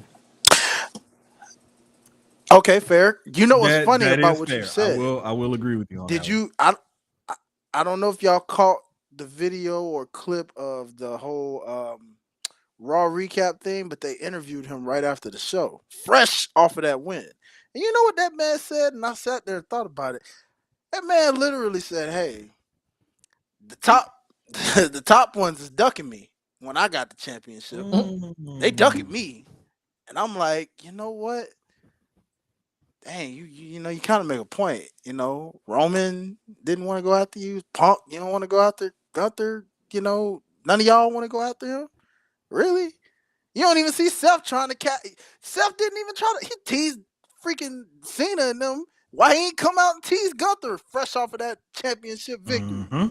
You should have heard that music go, burn it down. The show should have ended They with scared him a with big the gun. That's all it briefcase. is.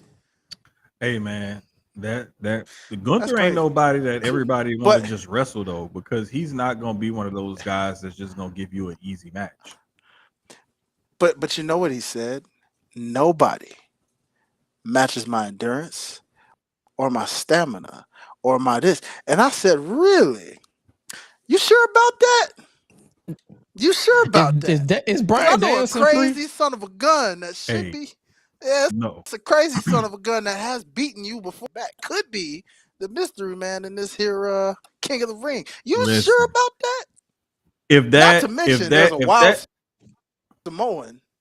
That's he may be U.S. champion for now, but there's a wild Samoan that I know it. He just talk. Let's be real. Gunther just talking shit. Gunther just talking shit until you get got. That's all it is. Oh yeah, but you gotta. It's part of, and the other part that I thought you were gonna bring up was that he said that nobody was back there to greet him and congratulate him when he got there. Everybody had left. Yes, that was the other telling part. But he said he loves it. Yeah, that was the thing. He told me he loves it. He's like, oh, I love that. He's like, I'm not here to make friends.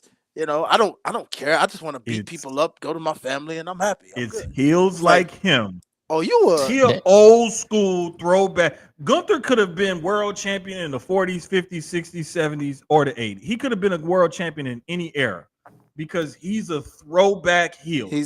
I feel bad for Ludwig because he said I ain't here to make friends. So he just said, fuck you. Well, listen. Technically, they were friends before. Yeah. So, yeah, that nigga still on the commercial breaks for the UK feed. That nigga is not in that ring now once. The last time I saw that nigga, it was on main event. That nigga was on main event against Truth and lost. So no, we're not. They need to do something with Ludwig because Ludwig got it. Like his whole character, in-ring style, everything. Like Ludwig can really go.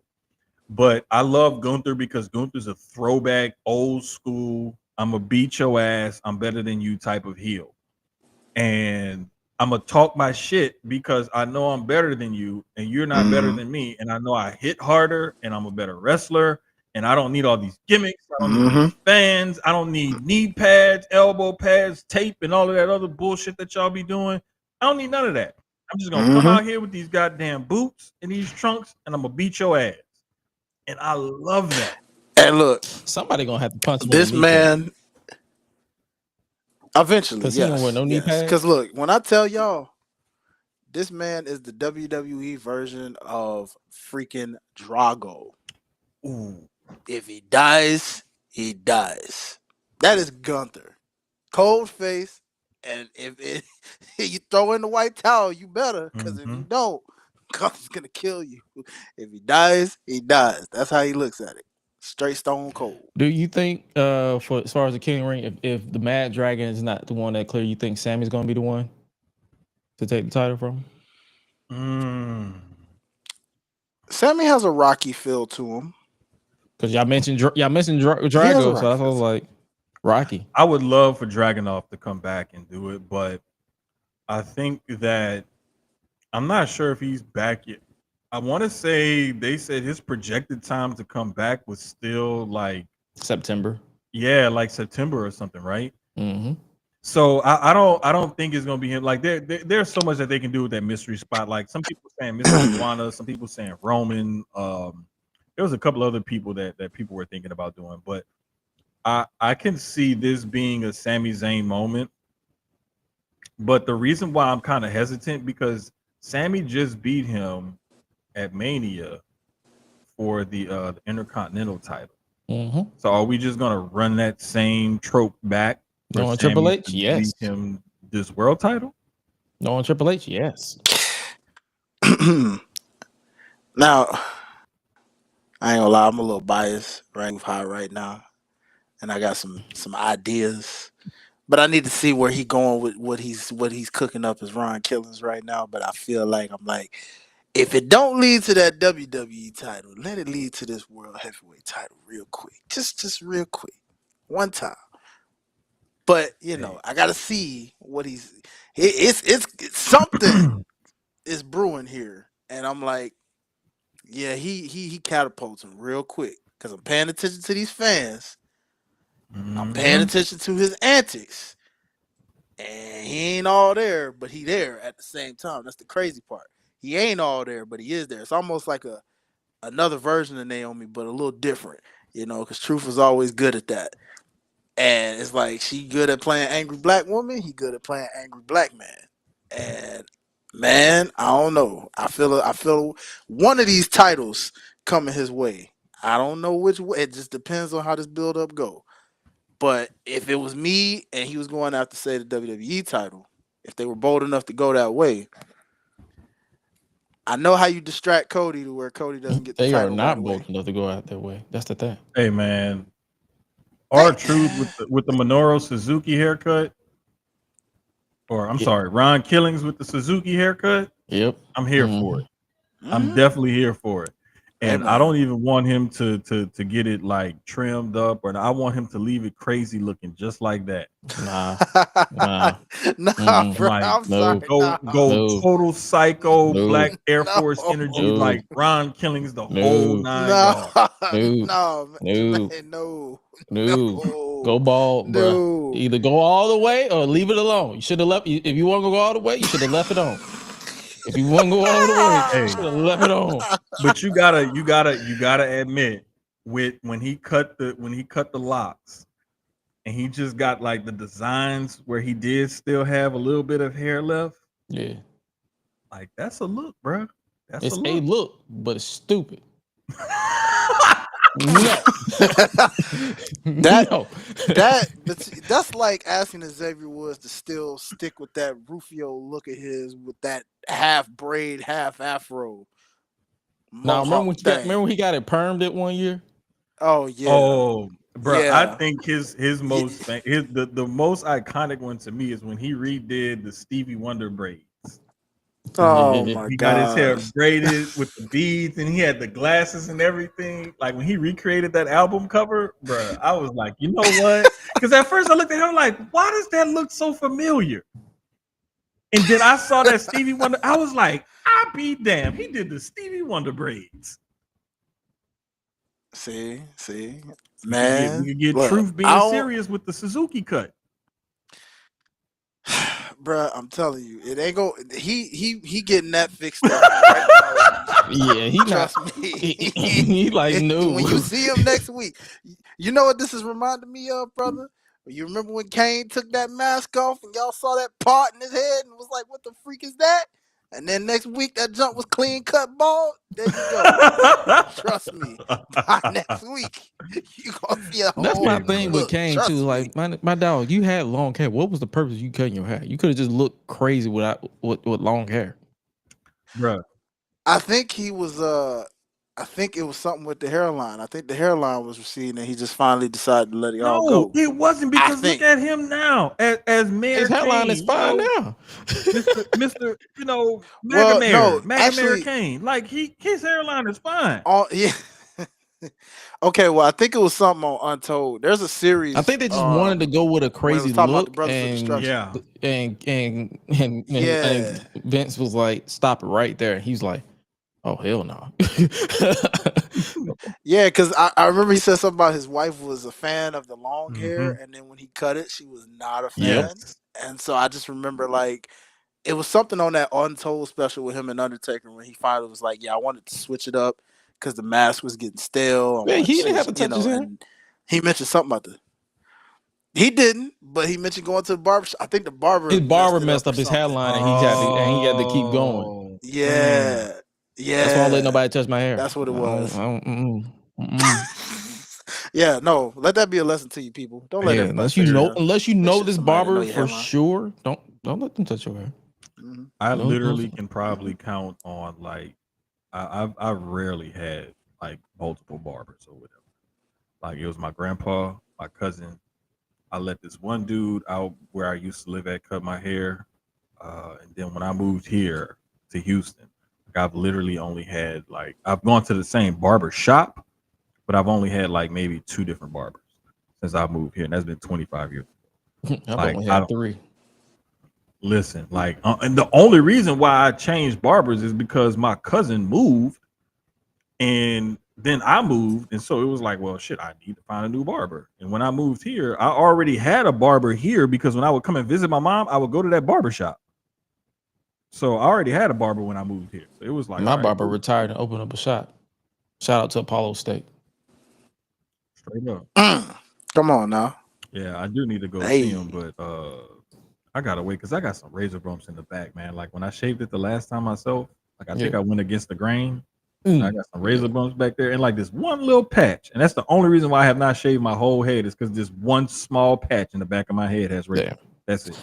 Oh, now when I get home, I'm getting retwisted in a fade, but I'm gonna do my own fade. I don't. I still gotta find a barber that I trust because, like I said, mine's retired. So it is what it is. But yo, Truth, if it's serious, like if it's Run the Truth killings or a tame version, because I know he's not gonna say everything he said in NWA TNA. Like that's just not happening. Nah, but this is definitely that iteration because trust me, to those who know, yeah, that was him. That was him for real. Like he about to. I'm curious on this look because once that got cut, I think he's had short hair before. This Truth. When he was when he first when he was on the Indies and then he came in and he was K Quick. Yeah, he had like the tiny braids, like tiny plaids. Yeah, he had the plaids. And that was about as short as I've ever seen his hair since like the old school, like before he started wrestling and stuff pics when he would have like the fade and all the high top and all that kind of stuff. But like I'm just saying, like whatever he does with the hair, I don't care. I just need that furrowed, angry eyebrow look that he have when he be pissed off. I need that Truth more often. And I don't even care if they turn him heel. Like I just need to see serious Ron killing. I like how he shut up them what chance. He said, I "Don't start now." He said, "You now." No, yeah. He you think I'm a gimmick? Nah, and that's why I was just glad. I love how he was like, our Truth was cool but he was too nice. I feel alive. Those key words told me like, oh yeah, you going back to where it all started. And I'm like, because 2011 was the closest we got to that, but then the little Jimmy stuff mixed it in there, and it was a little humorous mixed with it, and then that's how our Truth over the years. But like trying to make you laugh, nah, he gonna be saying some stuff that's gonna hit whole truth, nothing but the truth, and yeah. And if they keep that We Want Truth chant up at the same time while he doing all this week by week by week, and the hotter and hotter that gets, they got no choice but to catapult him to a title shot somewhere. I just don't know which way they want to go with it. Honestly, I feel like everybody's safe bet is the World Heavyweight title. The reason why I feel like that, I feel like the Undisputed title, because I think it was either Cody or Seth or somebody had said it. The Undisputed title is basically the celebrity title. Like you're the face of the company type title. But if like you're just trying to like prove and you want people to put respect on your name, go for the world title. But here's how we know. Here's how we know the title that Cena had that he got from Cody, the lineage of that title and whatnot, is the title in the company. Because when you see when teams win world championships or whatever, and they give them a title, it's that WWE title that Cena had title they got with the side plates on it. It's not the title that Gunther and Jey Uso had. So that right there is enough to tell you, like, yeah, this is the title in the company. And you trace back the lineage of that title, like that title has a lineage to it that you can easily trace back.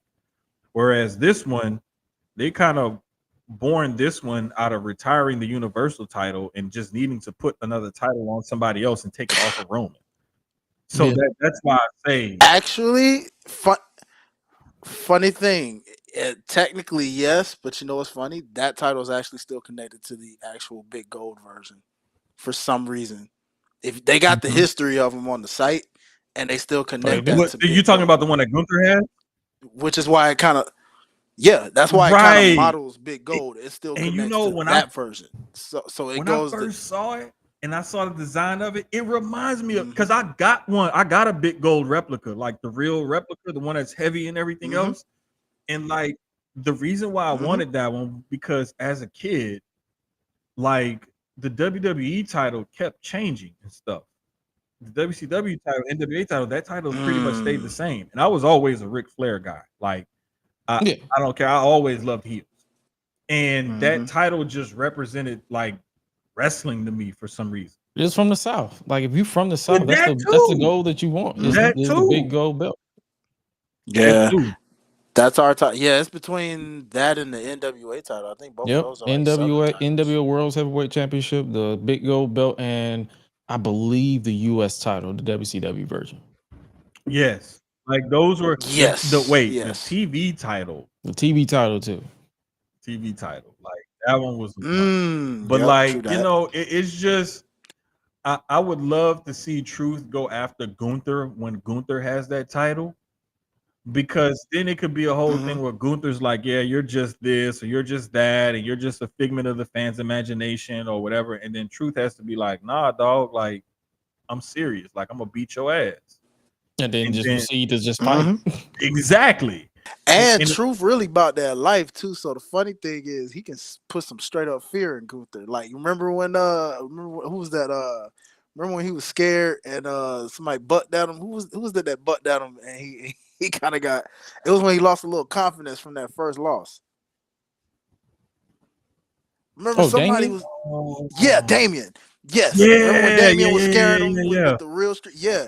Truth can Truth can do that legit too. Cause he about that life. You know, people forget, like what's that you say about Young OG? Homie from Carolina. Who else from Carolina? This boy from Carolina. He don't play that. Truth don't play. That dude from Charlotte, North Kakalaki. Come on, man. Yes, hey, bro. Y'all talking about Flair country? That nigga is Truth country. Yes, sir. Listen, yes, sir. When you get a guy that's like a legit guy like that, and that character is so believable because their personal background is partially, you know, gave birth to their character and their gimmick. That just makes a wrestler that much more believable. And when you have a guy that can tap into something like that, like I'm with y'all. Like at first people was like he should take the title off of Cena, and I'm like, nah, I don't want to see him take the title off of Cena because like that title is like the title.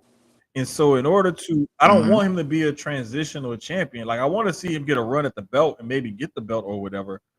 But you know, like even if he goes at Gunther, like that program and those promos that those guys could have, looking at where Truth has come from and where he is now, and how Gunther is so serious and so the mat is sacred and everything.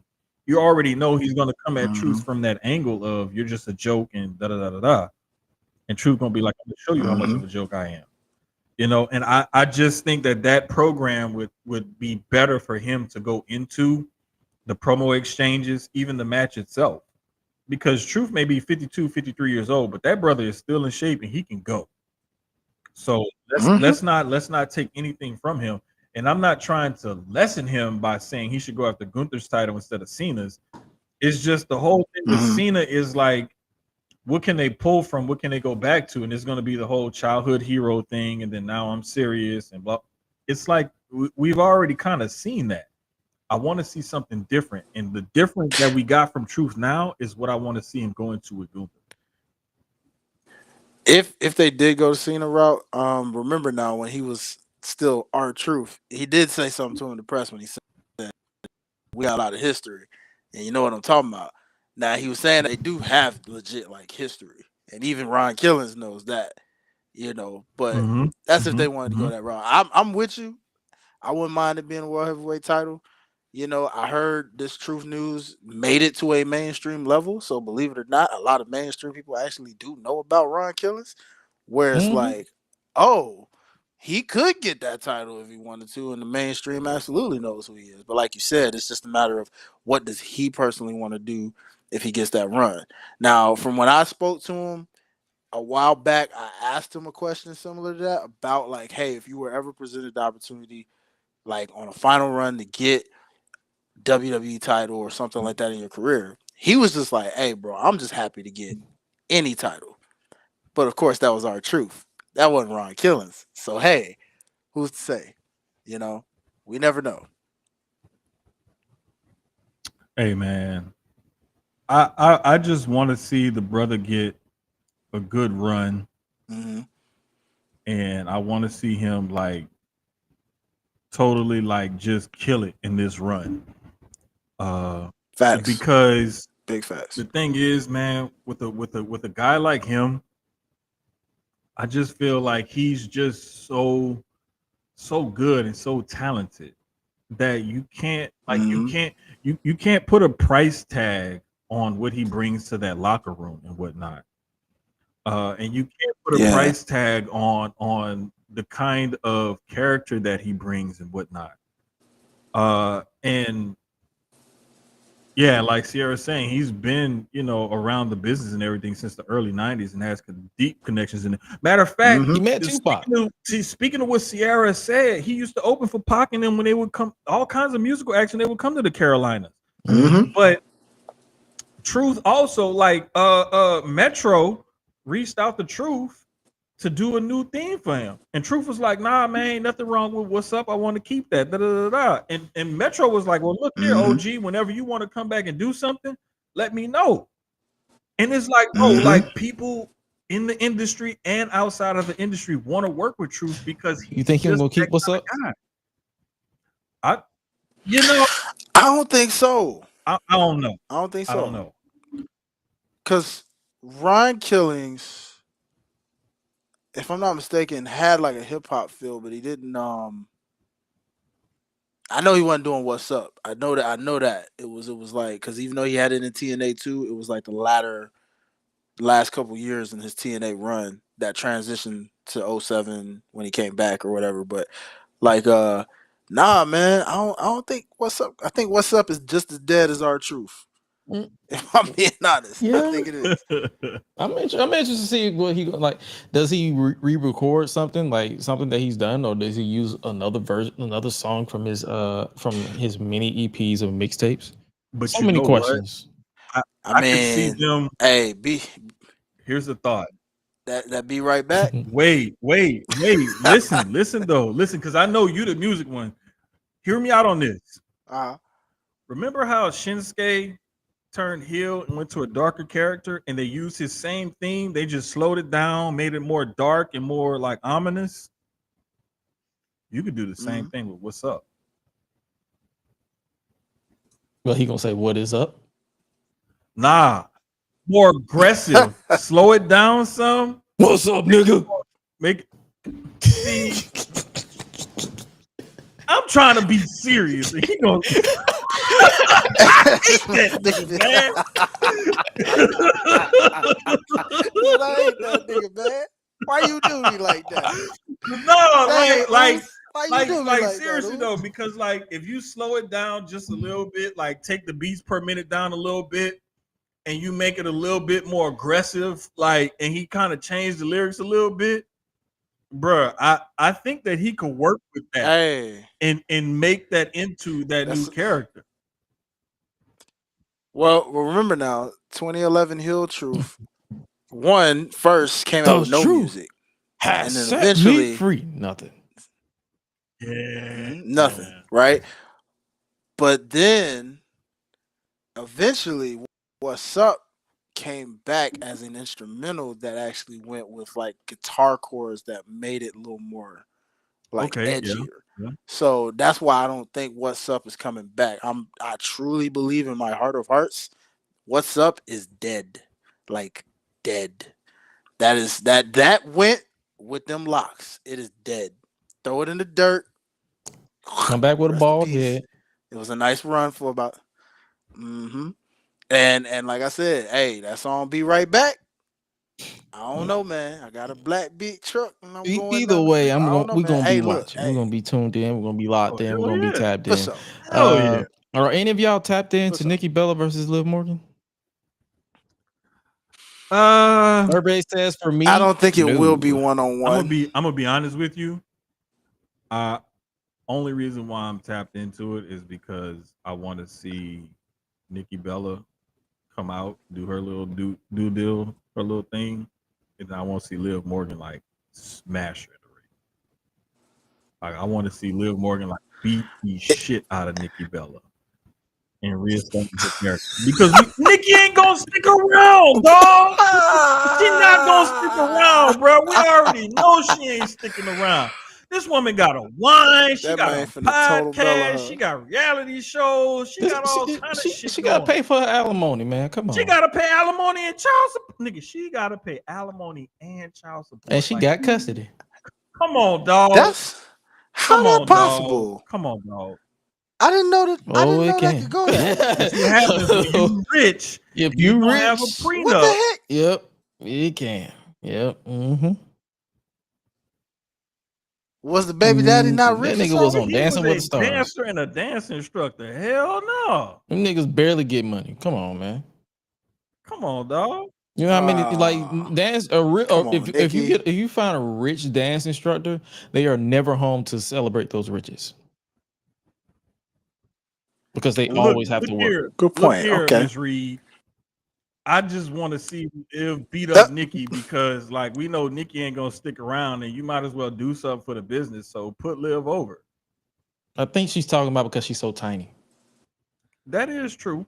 It is true. Like Nikki was looking down at Liv, and Liv had on wrestling boots on. Okay. The only time I got bit by a dog, it was a little dog. I ain't never got bit by a pit bull. Yeah, because I can't say nothing because when I was on my way out of work today, did a good job at work and I had my book bag on and I felt my book bag pulling me back and I thought my book bag got caught on something and it was a little lady right behind me giving me a tip. So don't underestimate them little women. That's all I'm gonna say because they will jack you up. Mm-hmm. Exactly. Mm-hmm. True. Well, I mean, we don't know if she did. This is true. However, yeah, she got bills. Okay, she got bills. I could exactly. She need the extra check. She could pick up on the extra check because they're like, look, this could pay for my child support. That way, I ain't got to touch my wine and my podcast and my TV money. She gonna get that. You think we're gonna get the Bella twins versus Liv and Raquel? That's what it feels like. You know what? Feels more like this is a tag team. We might, match. but wait, but the thing is though, is Brie has never signed anything. I don't think with AEW. She's just made appearances, via camera with the kids or whatever when Brian was wrestling. Now that he's transitioned to, he's no longer full time and he's like a backstage hand or whatever. Like Brie has never signed anything with AEW because she's always wanted to keep the door to WWE open. So she was there for her husband. That's it. I think that we could see it. I think more or less the buildup between now and then is going to be Nikki talking Brie into it, possibly to get her to come back. But I don't know, man. I see this as like she's coming back for the pay-per-view. She may have a little run up to the pay-per-view. She may stick around a couple appearances afterwards, and then that's gonna be it. But honestly, I wouldn't be surprised if Nikki is like a one and done. Like I'm gonna do the build up to the pay-per-view, I'm gonna do the pay-per-view, and then I'm out of here after that. I wouldn't be surprised. If she does stick around, that would be interesting, but I don't think so. Well, she wouldn't bother. Yeah, no, I mean, stick around, it wouldn't bother me. It wouldn't. But Liv is working overtime over here, man. Because you going over here and picking fights with Nikki Bella, and meanwhile you the person that's actually smart and seeing through what's going on in your own club. Where it's like, I mean, she gonna lose Dom the way she got him. Doing, Finn, and I see what you're doing. It don't matter to me. It's just I mean, well. It's funny you say lose Dom because it ain't just her getting kicked. Somebody else getting kicked out because Finn got beef with Dom too. You did steal that man's title. I'm just saying, it's like, hey, I don't know. I think they both say, man. I put it to you like this here. I would not be mad if Nikki stuck around. I really wouldn't. because of the two twins, she was the one that could actually like. I thought she was the much better worker than Brie was. She is. And Nikki actually was like, good point. Nikki could go in the ring when she wanted to, and like let's just be honest, she's pleasing to the eye. She's eye candy. Who don't want more eye candy that could kind of wrestle in the ring a little bit? Like, what's wrong with that in women's wrestling? Nothing at all. I'm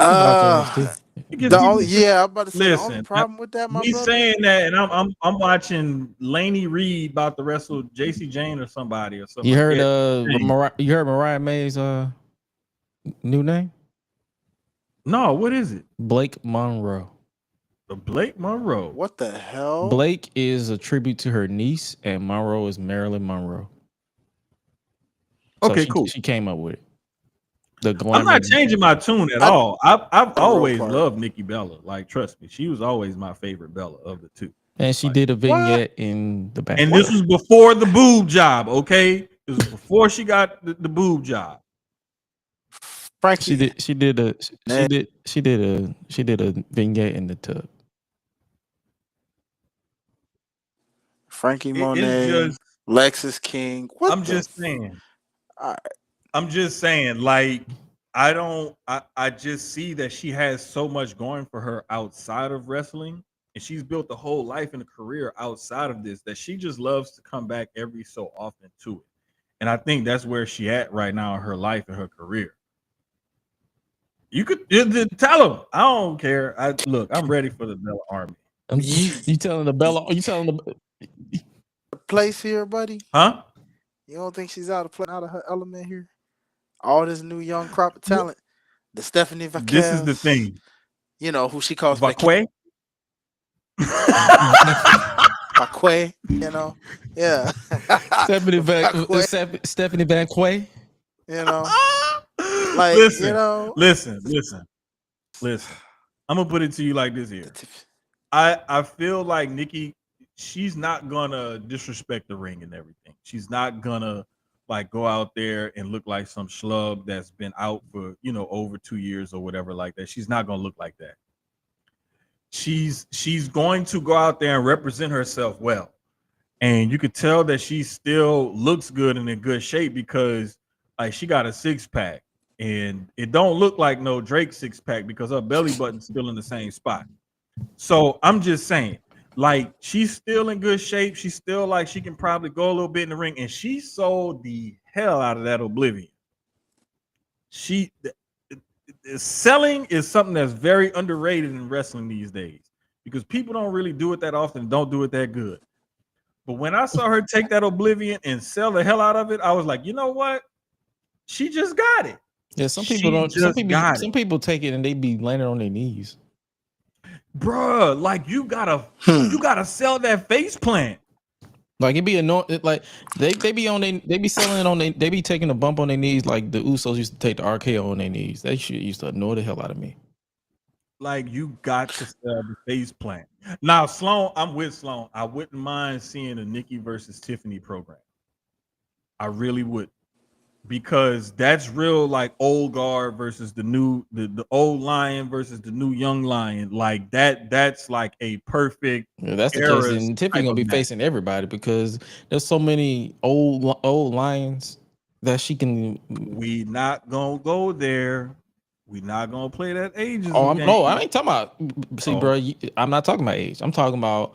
You brought up old lion versus new lion, did you not? So I'm just saying there's a lot more old lions that she can play with. Nikki. That is true. Nikki, hell, run back her and Becky again. Charlotte, she just finished her with Charlotte. Like it's so many of them that's still there and still around again. She can Trish at some point. So that's what I'm saying. She team with her. Let her face her. That's what I'm saying. It's so many old. Like one thing about me, I'm not gonna bring up women's age. I'm always bringing about, hey, you are prominent in this era, so you face to someone in whatever era that they calling this, the Netflix era. You know, we still haven't seen Tiffy Time versus Bailey. We haven't? No, I don't think we've seen that. I would love to see that one as well. Like you are right. Like there are some older some vets that she could go against and whatnot. But I would love this, a Nikki versus Tiffany. That would be a dope match to have too. But I could see why they don't want to just catapult Nikki into a title shot at Evolution though. Put her in a feud with somebody that's of some standing, you know what I'm saying? That still has like, hey, you know what I'm saying? Like there's still somebody that has some prominence to their name or whatever, and put her in that match.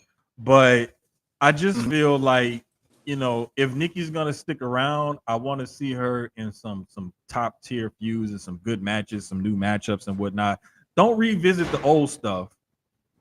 Call to some new stuff, man. I want to see some new stuff. And for Evolution, hopefully they book some other legends that can still go. Because I'm not gonna hold you. If I see Kelly and Beth Phoenix on a Legends contract and Michelle McCool one more time, I need more. We need more. We need more.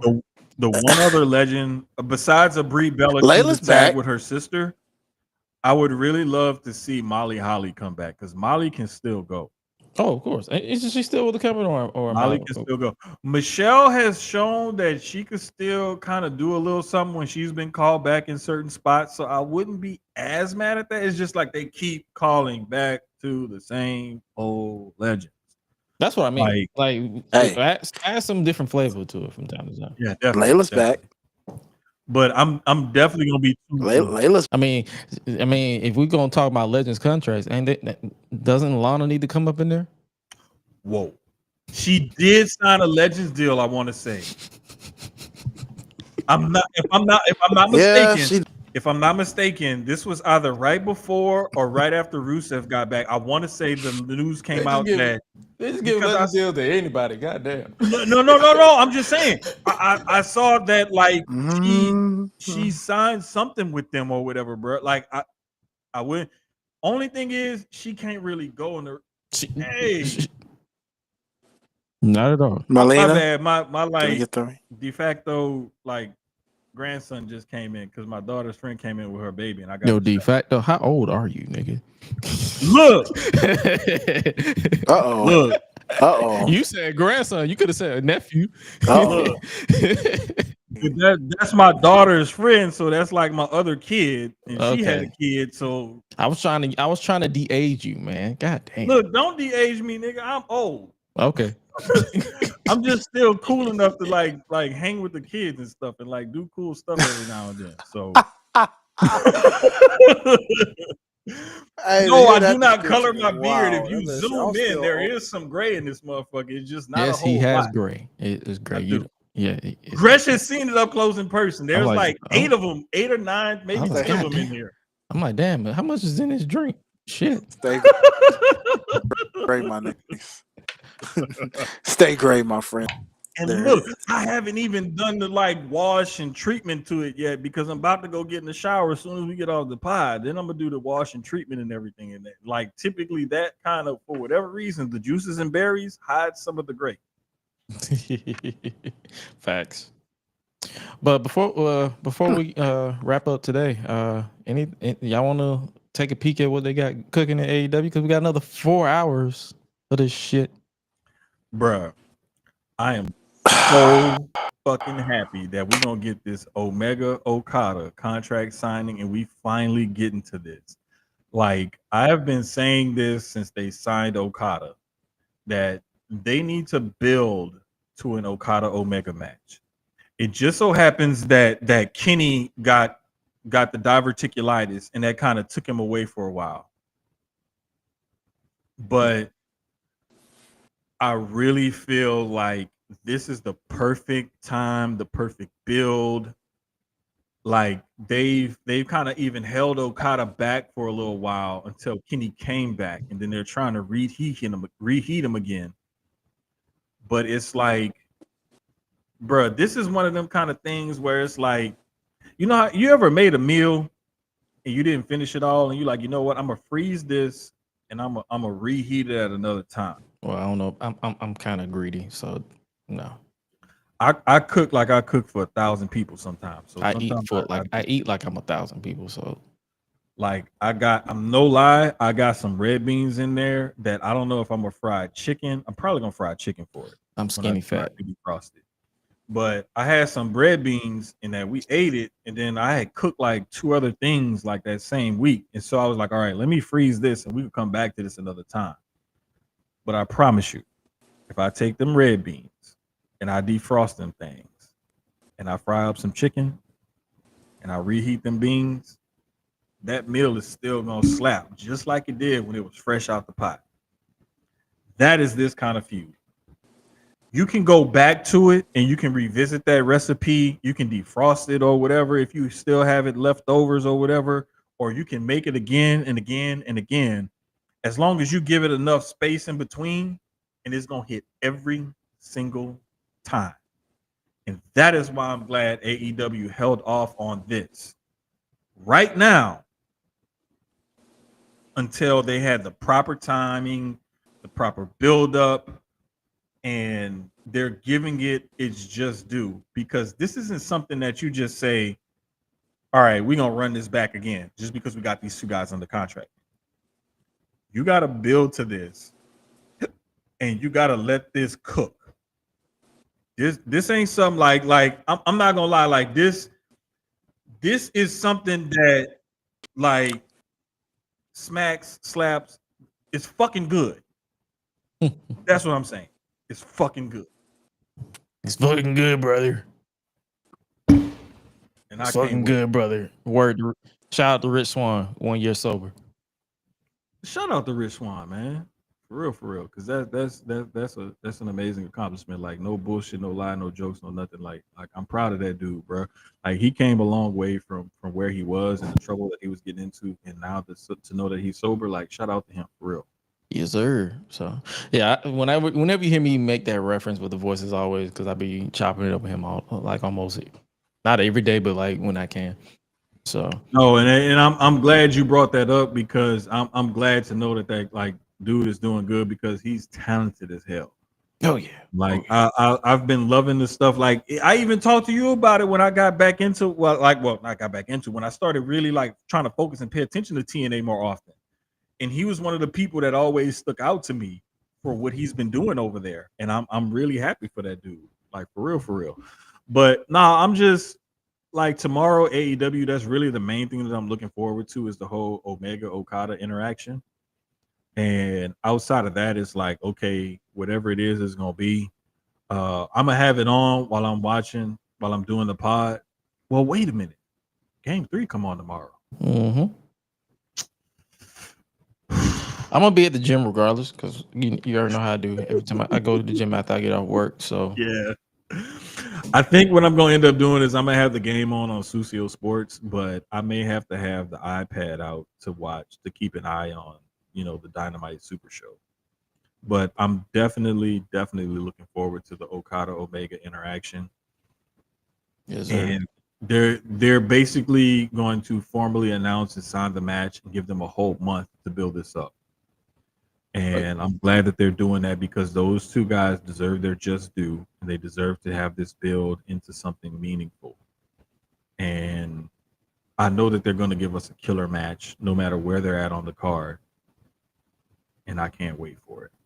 Oh yeah, like 4 hours is a lot, but hey man, if y'all want back-to-back pay-per-view length AEW weekly TV, go for it. Have fun. I'm gonna watch what I can. If I can't watch it all because I'm gonna be tired, I'm going to watch the rest the next day. Like, y'all know how I go, because I can't.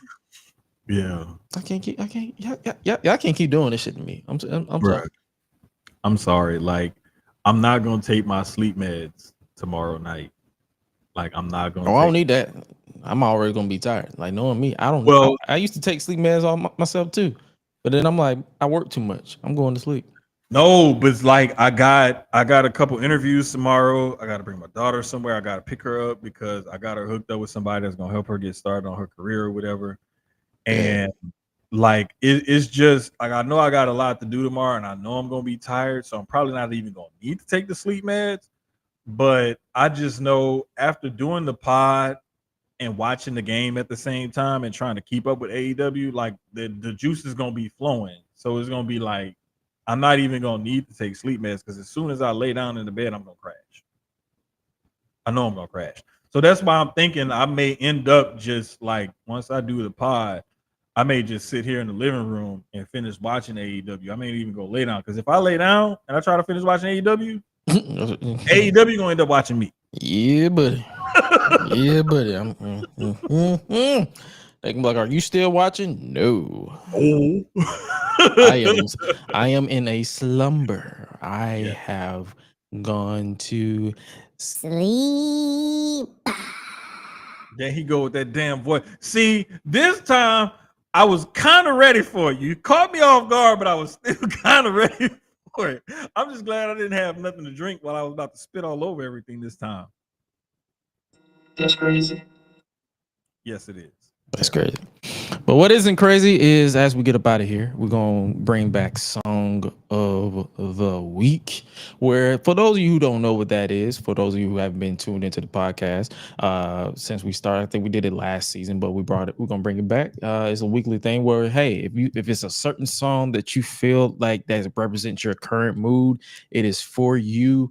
Hey, you can drop it in the chat if you want, or we'll give you our song of the week. And that's just something like, hey, this is the song you should check out, put in your playlist if you have never put in your playlist. Because for those of you who know me, I listen to new music. I listen to modern music if it's not ass. So the substitute for the ass music, which is like 95% of all music, I legitimately have like 90s, 80s, 70s, some 60s.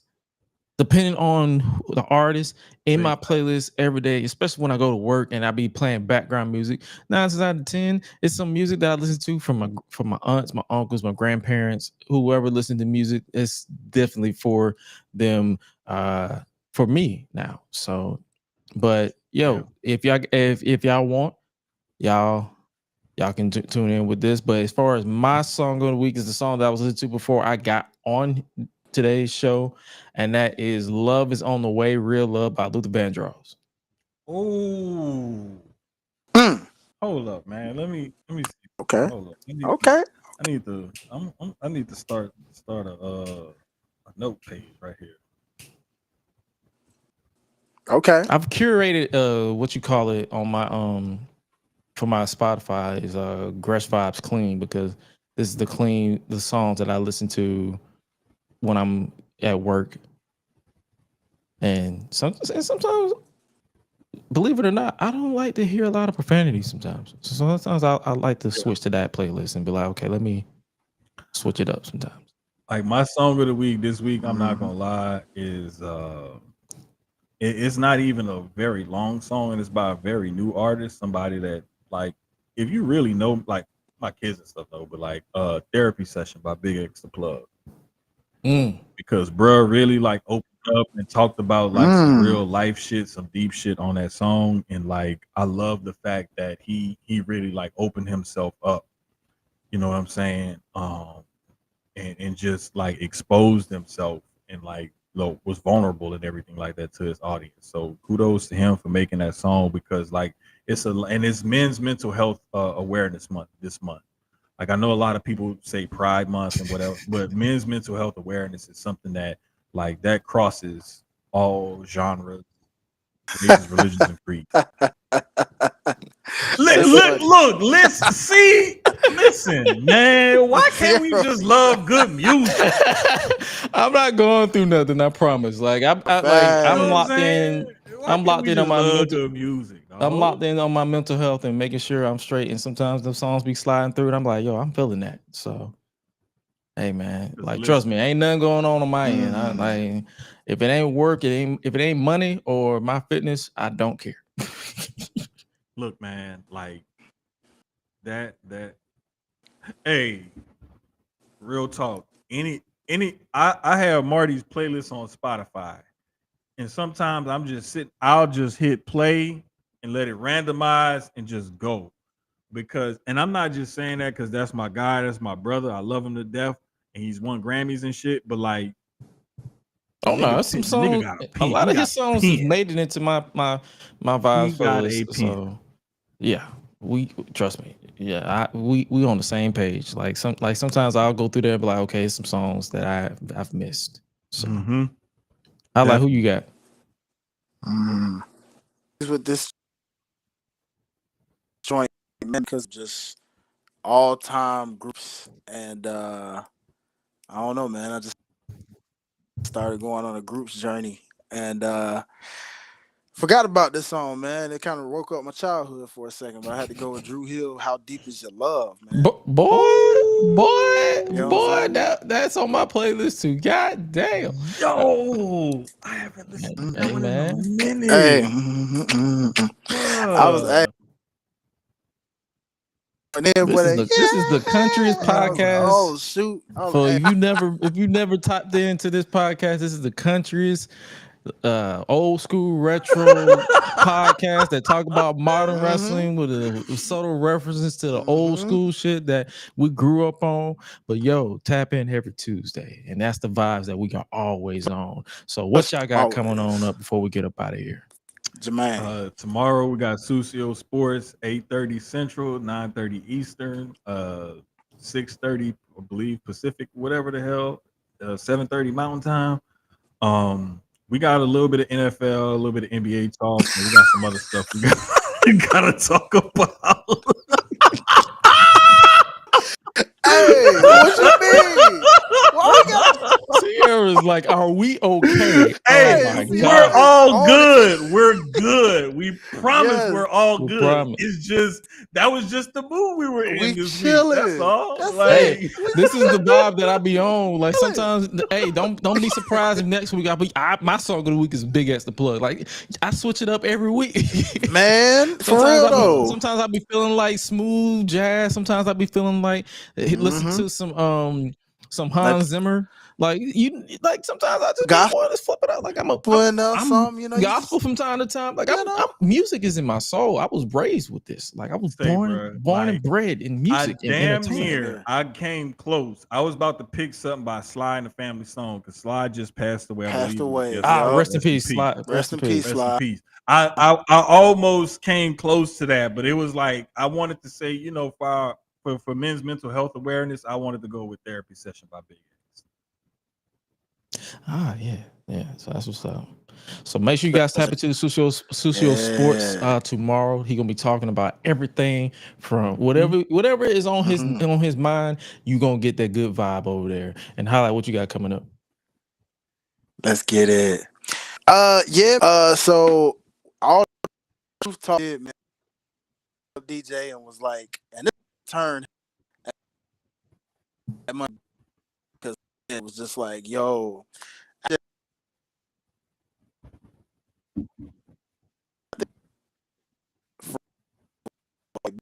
2020, you know what I'm saying? I had to chopping it up with him, man, and as DJ put it in, he's just as dope of a guy then as he, because apparently it's been blowing up this episode because he was just like, yo, I was like, you caught it at a great time. I don't know. Hey, send that link to the group chat because I may have missed it. I think I may have missed it if he reposted it. Yeah, send it to the group chat because I want to definitely check that one out. I got you. For sure. For me personally, that was like a mission life goal, man, just because I was like, dog, I have been following Truth. I even told him because he was like, wow, you a G fan. And I was like, championship wrestling, boy, like them developmental days. So it was like, y'all check that out. If you haven't already, just go and head subscribe while you're there. Please. We trying to